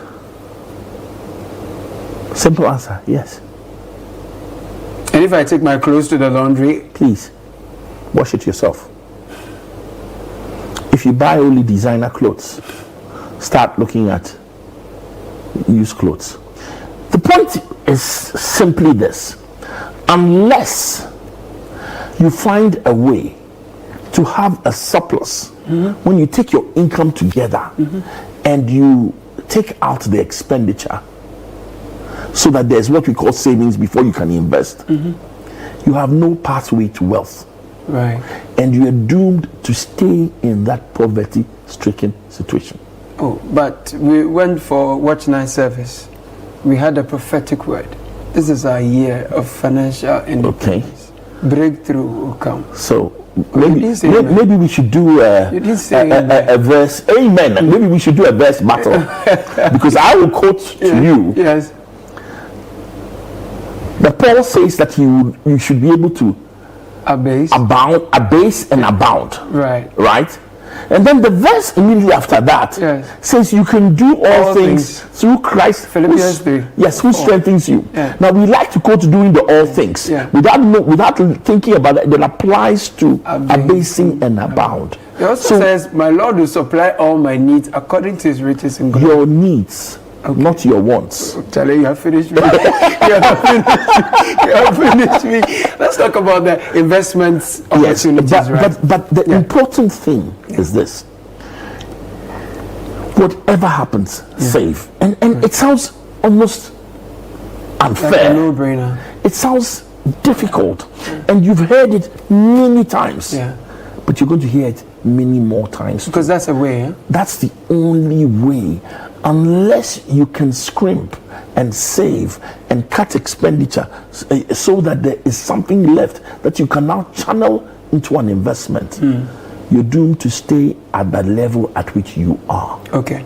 Now, it's important we appreciate what you've told us. Yes. We have to reduce our spending, increase our earning, we have to save, and then we have to invest. Yes. Now, in trying to invest so that we can start creating wealth so we don't remain in our poverty-stricken situation, as you've said, some of us have gotten our fingers bent. Yes. And you know where I'm going. Yes. So what's a wise investment decision to make? Okay, now, that's a tough one at the moment. In truth, wise in the fact that your fingers have been burnt does not mean that you shouldn't jump back into the investment field. Right. I'd like to give the example. If you take your child to school and the teacher gives the child a poor experience, are you going to say that you won't take your child to school ever again? I'll probably take him to a better school. You take him to a school with better teachers. Or you try, but you have a budget. Right. Right? And that's the tough one. So you have to think through, but you have to jump into the investment market over again. I will suggest that we have a wait and see attitude to find out what's truly happening with this new government and this new, before we jump headfirst into going back into treasury bills and government securities. But I will encourage you, whatever it is, go to your bank and tell them you want to do a fixed deposit, not a savings account. Because a fixed deposit allows you to take advantage of compounding. Now what that means is that when I put in money, when the interest is earned, in a subsequent period, I will earn interest on interest plus the money I put in. With a fixed deposit. With a fixed deposit. So your money grows much faster. So one of the things you should do, whatever institution you're comfortable with, go in there and say you want a fixed deposit or an account that compounds, which means after the end of a period, in the subsequent period, your interest earned is added to the money that you had already, and then that becomes a new principal and goes forth, so that your money is growing. That's a good investment to make. Because of our experiences, I'll be careful about jumping headfirst back into government securities. A wait and see period. We should give it some time. Yes, maybe at least let's finish this quarter and see where the whole thing is playing. But fixed deposit is a safe place. It's a safe place with the institution that you are comfortable with. Right. And of course, we could spend the next hour talking about this in detail. But given our limited, that's one of the things I want you to do. The other thing I want you to think of is you've got to think of a side hustle. We need side hustles. Yes, you need a side hustle. For us, we call it galamsey. Not the illegal mining. Call it galamsey, call it moonlighting, call it locum, call it whatever you call it. You need to think through and say, given what I do, how can I earn a little income on the side? And some of them are fairly obvious. As a media personality, maybe emceeing of events. This year I intend to work with you actually. Please, you're welcome. Thank you. Is a side hustle. Right? As a camera person. Maybe you need to think, what can I do? Some documentaries here and there. Not even simple things, you know. Sometimes we're not creative. Even just take artistic photos. And post them for sale. Portraits. And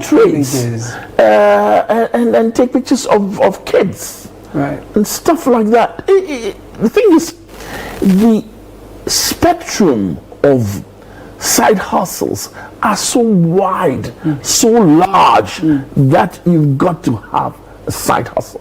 To the extent that people are here in Ghana even taking gigs abroad, working remotely, Thank you. Remote work is in fact this time remote work is not a high side hustle too. It's the main. It can be the main hustle and the lucrative main hustle. I love it. So do something, create something. But you have to have something. Right? And if there's anything I want to tell you today, is that income basket, I want you to grow it. Be intentional about growing it. Be intentional. And you see, side hustles, now, here again about saving. If you don't abase, even the money to start the side hustle is not there. Because you need to get equipment. You may need a little equipment. You may need even just to buy a table net device so that you have consistent and good internet rather than hotspotting your phone. So the thing is that you can't just. So we need to abase to abound. Yes.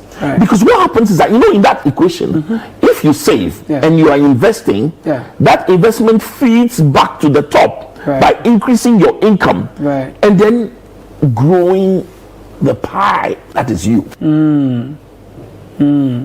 People are borrowing a lot too. I mean, you buy something, you pay them in Momo and say, you should have asked me the number you send the money to. They have taken the money. You are into the business of lending.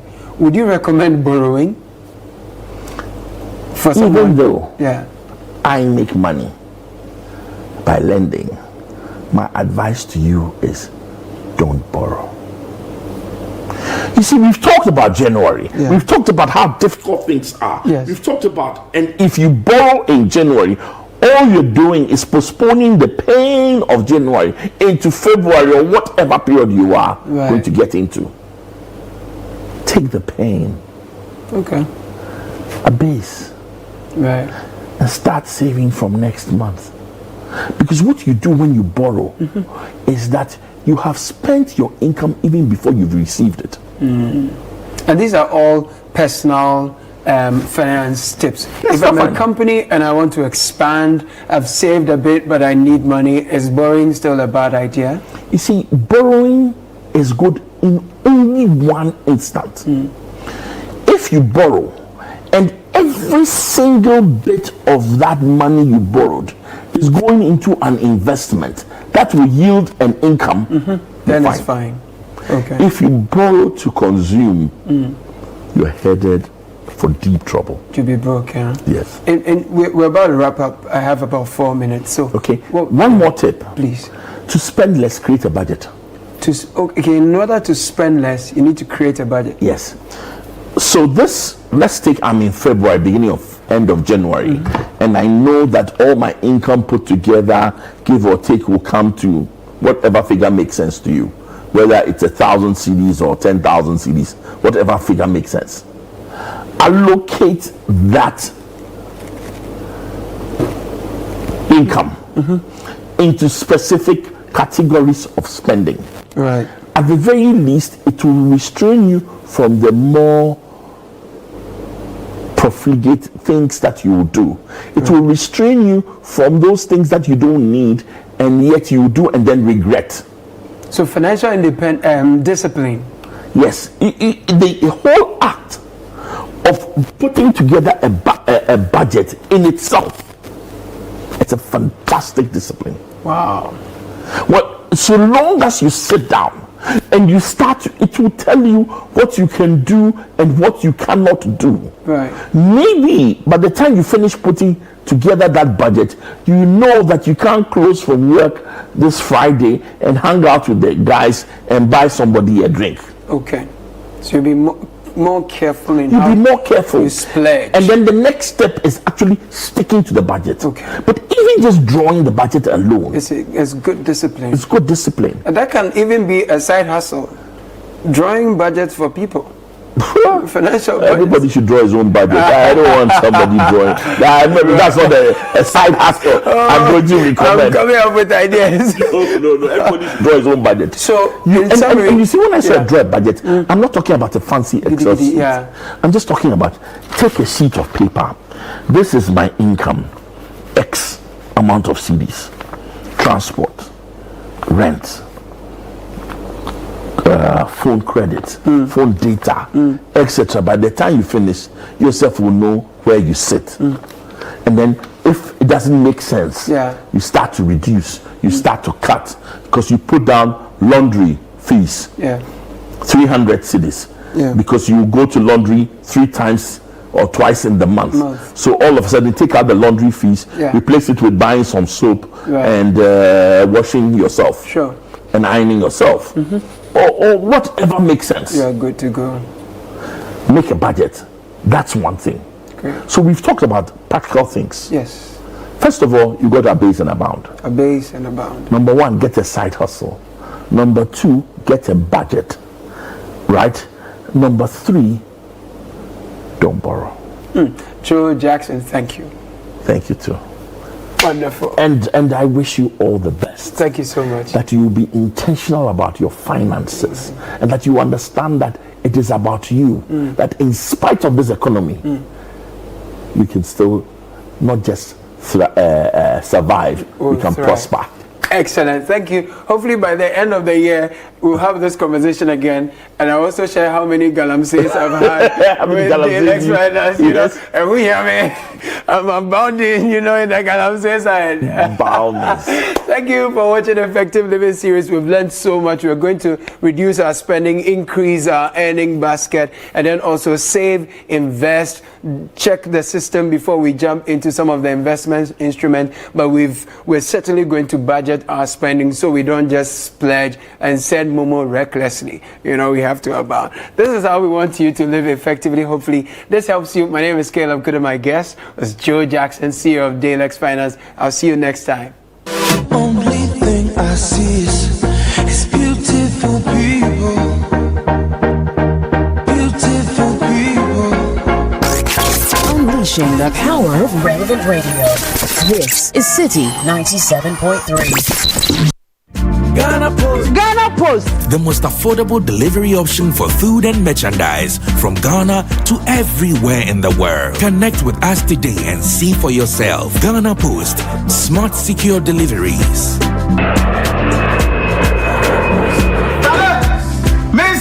Package, no. In less than 5 days, Ghana Post, they make life they be. Ghana Post will deliver to you wherever you are in the world. When you hear that sound, it can only mean one thing. It's the sound of excitement, the sound of milky goodness. It's the unmistakable sound of rich, creamy deliciousness. The sound that lets you know that the original milky richness awaits. The milky richness you can find in every bite of Munchie Milk Shortcake. With its unique blend of milky richness and carefully selected ingredients, Munchie Milk Shortcake is crafted from an original age-old recipe to delight your taste buds. If you're looking for pure satisfaction and the authentic taste of original milky richness, it's time to grab a pack of your favorite biscuit, Munchie Milk Shortcake, today. This advert is FDA approved.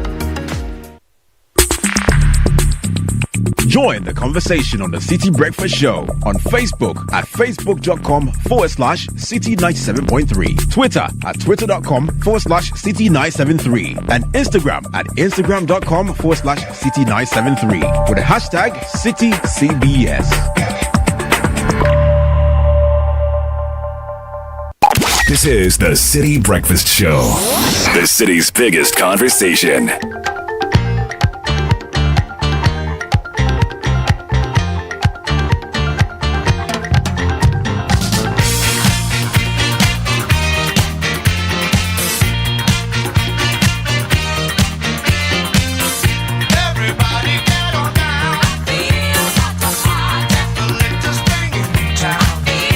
So that was Caleb Kuda with Joe Jackson. He didn't say it too loud, but don't borrow. In January, you will only postpone your misery to another month. So it's 21 minutes to 10. We now have time to talk about Lancaster University, Ghana, and also about their Business Cup Challenge competition. So we have the Deputy Provost, Associate Professor Cynthia Forson, to talk to us about Lancaster University, Ghana. Now, I'm sure you know that Lancaster University is a collaborative venture between the Lancaster University United Kingdom and Transnational Academic Group, TAG Ghana. Now, Lancaster is ranked among the top 10 universities in the UK, and they provide world-class education globally. And the Ghana campus offers identical programs to those at the UK campus. So, Prof, welcome to the show. Good morning. Thank you. How are you doing? I'm fine, thank you. You're fine. Wonderful, wonderful. So, remind us a bit about the journey. How long has Lancaster been here, and how has it been so far? So Lancaster's been in Ghana since 2013. Okay. And the journey has been amazing. Ghana has been really responsive to Lancaster's presence here. Obviously, because the brand, Lancaster University, is an excellent brand, top 10 university in the UK. Yeah. And just remind us what programs you offer in Ghana. So at the moment, we run 7 undergraduate programs and 1 postgraduate program. Okay. So we've got accounting and finance, business management, economics and international relations, a BSc in marketing, law, LLB. Okay. We have a politics and international relations and computer science. And those are the undergraduate programs. And you have a master's program too? Absolutely. And that's the executive MBA. Wow, and that's all within a decade and a couple of years. Wonderful. So how does it work? Do we pay British pounds? Well, our fees is around $9,000. Okay. You can pay in cedis, you can pay in naira, you can pay in whatever currency that you're coming from. Right. And it's an excellent opportunity because if you imagine you're an international student in the UK, you'd be paying a minimum of £12,000 in tuition, plus additional ancillary expenses, obviously airfares, visa, accommodation, living expenses, etc. So it's a bargain. And you're giving 9,000 USD for the whole thing? For a year. For a year. Yes. Wow, that's 9,000 a year compared to between 12 and 25,000 pounds a year. That's a big difference. So let's talk about the admission process. And so what do I need to do to qualify? Okay, so we've got several entry requirements, and I would suggest actually that perhaps an applicant looks online at lancaster.edu.gh at the different requirements for different qualifications. But in terms of the WASI, we accept anything between 6 C's and obviously 6 A's. Okay. Depending on the program. So an average of 6 C's upwards. An average of 6 at the very minimum. Yes. Yes. That's not too bad. Yes. So once you have a good mixture of A's and B's in there, you're fine. So and what windows do you have due to January admissions? Is it fall? So we have October. And January. October and January. So as we're speaking now, admissions are going on? Absolutely. Oh, okay. We've got a short window of admissions to complete. Today is 15th. Yes. So, and results came, I think, a couple of weeks ago. Yeah. So people should be applying now. Yes. How complicated is the application process? Very simple. You go online. You can apply online at lancaster.edu.gh. Okay. Or you can come to the campus and apply in person. And where is the campus? The campus is in Tantra Hills. Okay. Yes. Here in Accra. Here in Accra. Tantra Hill, Accra. Okay. Yes. So you can do online or come physically. WASI. Can I bring, if I have O levels, A levels, or IB? Yes, and O levels as well. O levels, you have to have additional qualifications. Yes. But that all of that is online. So there are various routes, or what they call routes. Absolutely. To getting into Lancaster. Wonderful. What opportunities are there for students who want to apply? What makes Lancaster a unique opportunity? Okay. So Lancaster's programs really are. Well, there are 3 things we focus on, which is theoretical robustness of our programs, the practical element, and an ability to engage industry, government, and the university. And we provide opportunities, of course, for students to study abroad. So you can start your program here, go to Lancaster for a year, and come back and finish here, because our programs are identical to those in Lancaster. You can also start here and go to Lancaster, UK, and finish. Or if you don't want to spend that much time, in the UK, you can start here and during the summer of your 2nd year or 3rd year, whichever one you want, do a summer school in Lancaster. So what we are trying to do really is to replicate the Lancaster experience. So we have our students here, they're studying Lancaster degrees, identical degrees in terms of curriculum. But obviously the content is contextualized to the African which is very important. Absolutely. And so once you've got that theoretical and practical underpinning, we also want to give hands-on experience in the UK. So if a student is inclined in that way, they can go to the UK, enjoy the culture, etc., etc. Because obviously, as you know, the reason why people study abroad or go abroad for their degrees, one obviously is the quality of the degree they're looking for, and they're also looking to experience the culture of the particular country that they're going to. So what we try to do is to provide both while you're studying in Ghana. With better weather. Absolutely. Tell me about it. We're talking to Professor Cynthia Forson, Deputy Provost for Lancaster University here in Ghana, and they have some fantastic programs. I think 7 or so undergrad and 1 postgraduate program.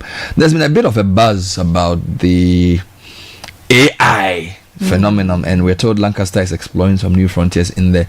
Give us a bit of insight into that and what you're planning as far as AI is concerned. Great. So we've just established a new Emerging Technology Center at ETC at Lancaster University. Okay. It's a state-of-the-art facility and designed to empower students, researchers, and educators with hands-on experience in cutting-edge technologies. Okay. Now, what it does is enables faculty and students to explore advanced robotics, including human-robotic collaboration, autonomous navigation, and machine learning. It's not easy. It's not easy. No, it's not. And we've got, all sorts of equipment that are versatile enough to for studying robotic programming, algorithms, collaborative systems. I'm not a computer scientist by any means, but we've got an amazing array of technologies there. And it's not just for the computer science students or the computer science department. We've also got the equipment there fosters interdisciplinary collaboration across the university. So we've got MetaQuest 3 headsets that can be used for educational simulations, virtual walkthroughs, and experiential learning. Amazing. And the plan also, not to go beyond the university, to allow secondary schools and primary schools in the area to come into the lab and use this equipment so that they can also experience what is possible. Okay. I like this. So it's not just for computer science students. No. All the other programs get to benefit from this AI thing. Now, let's talk about the Business Cup Challenge competition. So we're told you had a competition last year. It was pretty nice. Some ideas were showcased. So for those who don't know what this Business Cup Challenge is, what is it? Number two, what can we expect from this year's competition?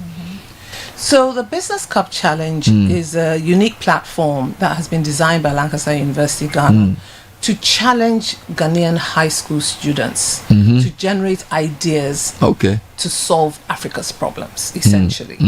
Now, what we do is we give them the opportunity to develop these ideas and to defend them. So this year's Business Cup Challenge is on the Internet of Things. IoT. So exploring the endless possibilities of the Internet of Things to solve African problems. So essentially what we do with the Business Cup Challenge, we bring teams from, at the moment we're looking at 18 schools, with a possibility of about 52 different teams who are given case studies, and they're supposed to generate ideas to solve those particular case studies. We go through a whole process which is going to start on the 23rd of January, where the first case study is released. Students will pitch their ideas over a 1-month period. And on the 21st of February, we have our grand finale, where the last few teams do an elevator pitch. And so they pitch their ideas, they defend those ideas before a panel, and we decide who the winner is. I'm sure there's some fantastic prizes on offer. Absolutely. Are there any opportunities for partnerships for this year's challenge that students should be excited about? Oh, yes. So we are looking for sponsors. All right. And we're very happy for any companies out there. Shout out to all the companies out there to partner with us, because one of the things that we try to do is to get these companies to bring their problems and get the students to generate ideas about the problems in order to solve them. So free research. Sounds interesting. So the key dates 23rd January all through to 21st February for the Business Cup Challenge. So do schools need to register, or we know the schools already? We know the schools already at this point. And we are developing the teams. We allow up to 4 teams from each school. And so we have a lot of interest. And the Business Cup Challenge has grown and grown and grown. I believe the first time we had about 15 teams, and we're well past 50 teams now. Let's talk about how people can get in touch with your university if they wanted to make an inquiry or just wanted to come on to see how the place is, or how can we locate you? Where are you online? Okay, so we're at Lancaster University, Ghana, and Tantra Hills in Accra. And online we are at www.lancaster.edu.gh. www.lancaster.edu.gh. And this is LANCASTER. Prof. Forsen, thank you. Thank you very much for the opportunity. An absolute pleasure.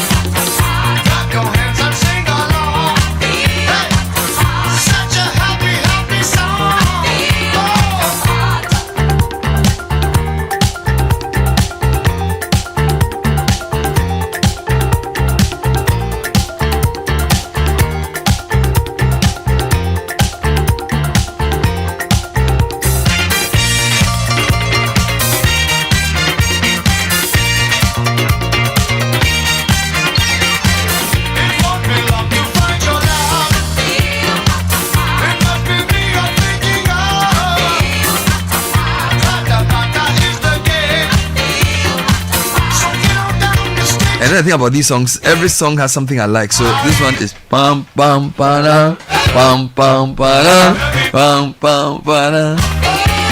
Oh my goodness, I really want to go to the Caribbean. I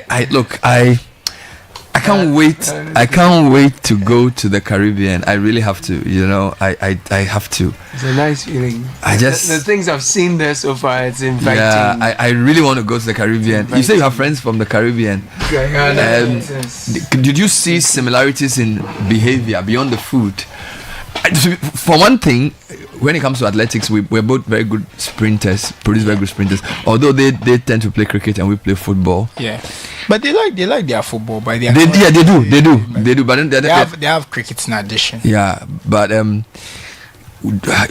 so for example, you're in Canada and you meet somebody from the Caribbean. Are you able to relate? Well, I mean, there's where I went to school. There weren't that many black people, so there was. Who are you? So, it was okay. It was okay. I didn't have too much rapport. There was a Jamaican guy in my business school class.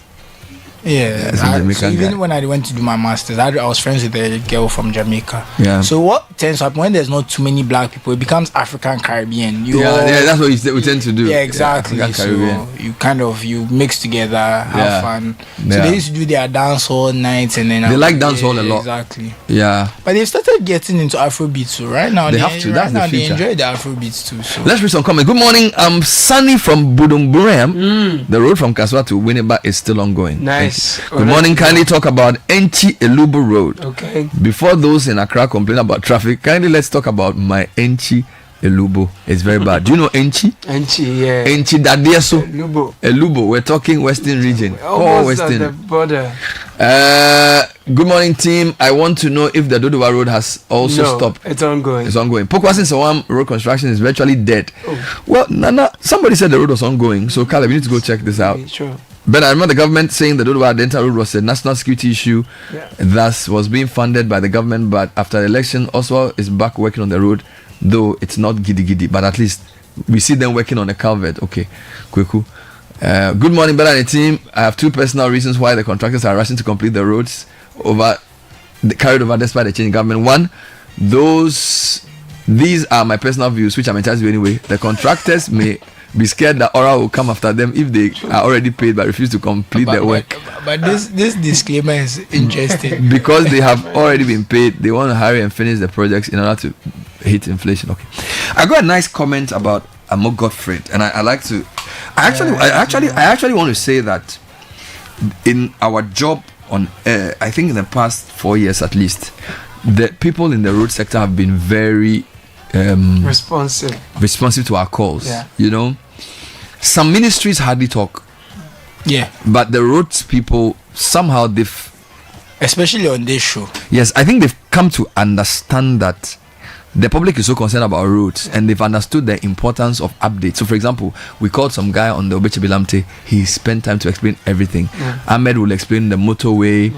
The roads sector has been very media friendly.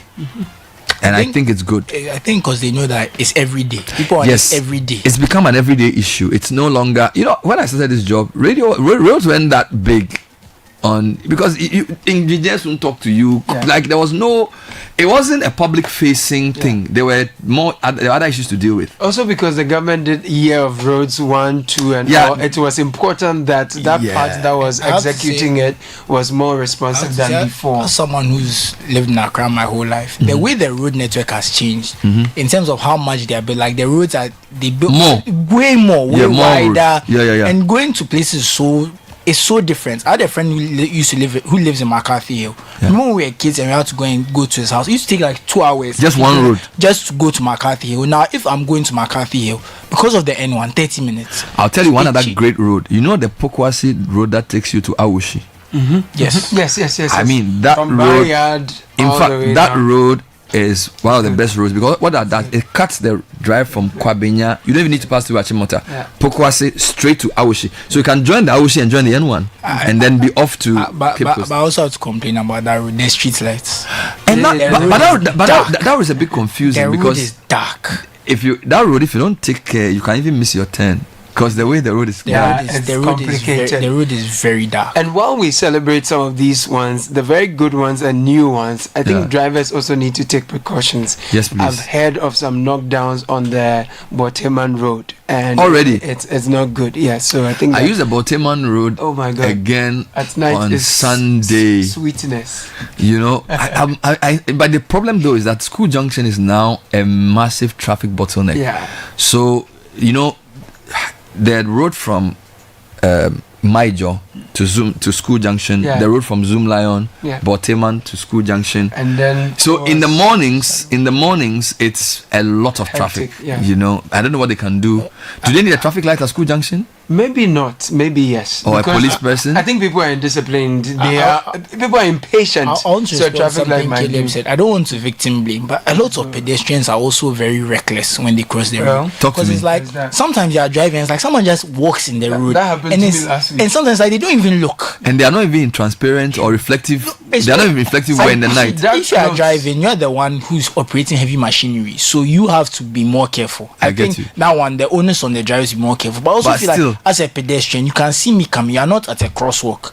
It's just any side of the road, and you are just trying to run across when the light is not even green. You know, that kind of thing. At least if you're at a crosswalk, and I know you're at a crosswalk, and I say I'm going to speed towards the crosswalk, I know that I'm doing the wrong thing. If you get what I'm saying, but it's like any part of the road, people want to cross, they just want to go across. One time, I was even at a traffic light. The traffic light had turned green, and somebody crossed quickly. Someone just crossed quickly. You know, if I'd hit him at that point, it's like. Then the other thing is sometimes when people drive when they're on motorbikes at night or bicycles, they don't wear reflective clothing. Yeah. So you are driving and somebody just appears out of the blue. It's very disconcerting. And the sports cars, that's another one. Oh, they don't use that. And this is something that sometimes when I drive at night and I was dropping someone, I was driving, I decided to count about 8 cars. Yesterday I was going, where was I going? I was going to Ashaliboche. And even on the road from Tesano to Achimota, there were 2 cars that got spoiled. Fiesta Royale. No triangle. Nothing. Fiesta Royale. That's my biggest problem. No triangle. George Walker Bush Highway towards Fiesta Royale. Like 2 trucks broken down. You're coming towards, you know that you do the turn that takes you to the Accra Mall, a couple more. It's like, and they just leave the car. I would say at least Google Maps now, it can show you that there's a broken down car. They've added that. So for those who have enabled live reporting. I don't have a lot of internet. I do it because it helps with the traffic. Charlie, this week, my internet might look. Two things. Then my credit is going very quickly, but for the past 2 days, for some reason, my data wasn't working well. Should I ask what network? It was MTN. Really? It was MTN. Since I changed MTN, my life has changed for the best. Then the Lord be with you. Me this week, I think it was Monday, for some reason my data wasn't working, but it sort of came back yesterday or something. But the pace at which it finishes. So now when I go online, when I go on Google Map, I disable. So right now Wi-Fi to be fair, I'm disabling everything. I only use data when I'm in the car. Mobile data is now only used for WhatsApp, Wi-Fi, the office and home. So it's when I'm in the car. The amount I'm spending on internet, Charlie, it's somebody's chop money. You can buy cement. I did that. You know, they have some 350 CD bundle. You do it once and it's like 90 gig. So you don't think about it for a while. That's what I did. It's helped me. So what's the name of the bundle? It's just you just do. I can't remember how it is. Is it Flexi or something? You have a lot. You have money. I don't have money. I made the investment and I've not. So I bought. So it lasts for. Okay, does it expire? It doesn't expire. I bought it in October and I'm still using it. Hey. Yeah. Hey. Yeah. So hey, then we have to investigate you and look whether you are doing. Alright, needs to visit. So it's the birthday of Vivian guy. No, Vivian ship. So that's okay. Happy birthday. No, Charlie, you have to ninja. You have to perform. Yeah, I understand. Don't do your ninja quiet. You have to perform. Both at home and at Citi. You have to perform party or something. So we have sharpened our stomach. Today we are not eating. We are waiting for Vivian. If you are a spouse of a broadcast, some of us in the newsroom, that's our mother. So if it's our mother's birthday, we have to eat. You have to chop. As my friend Amedu will say, it must be chopped. Zoe Abubedu Ado is here with City News at 10. Zoe, take it up. Coming up.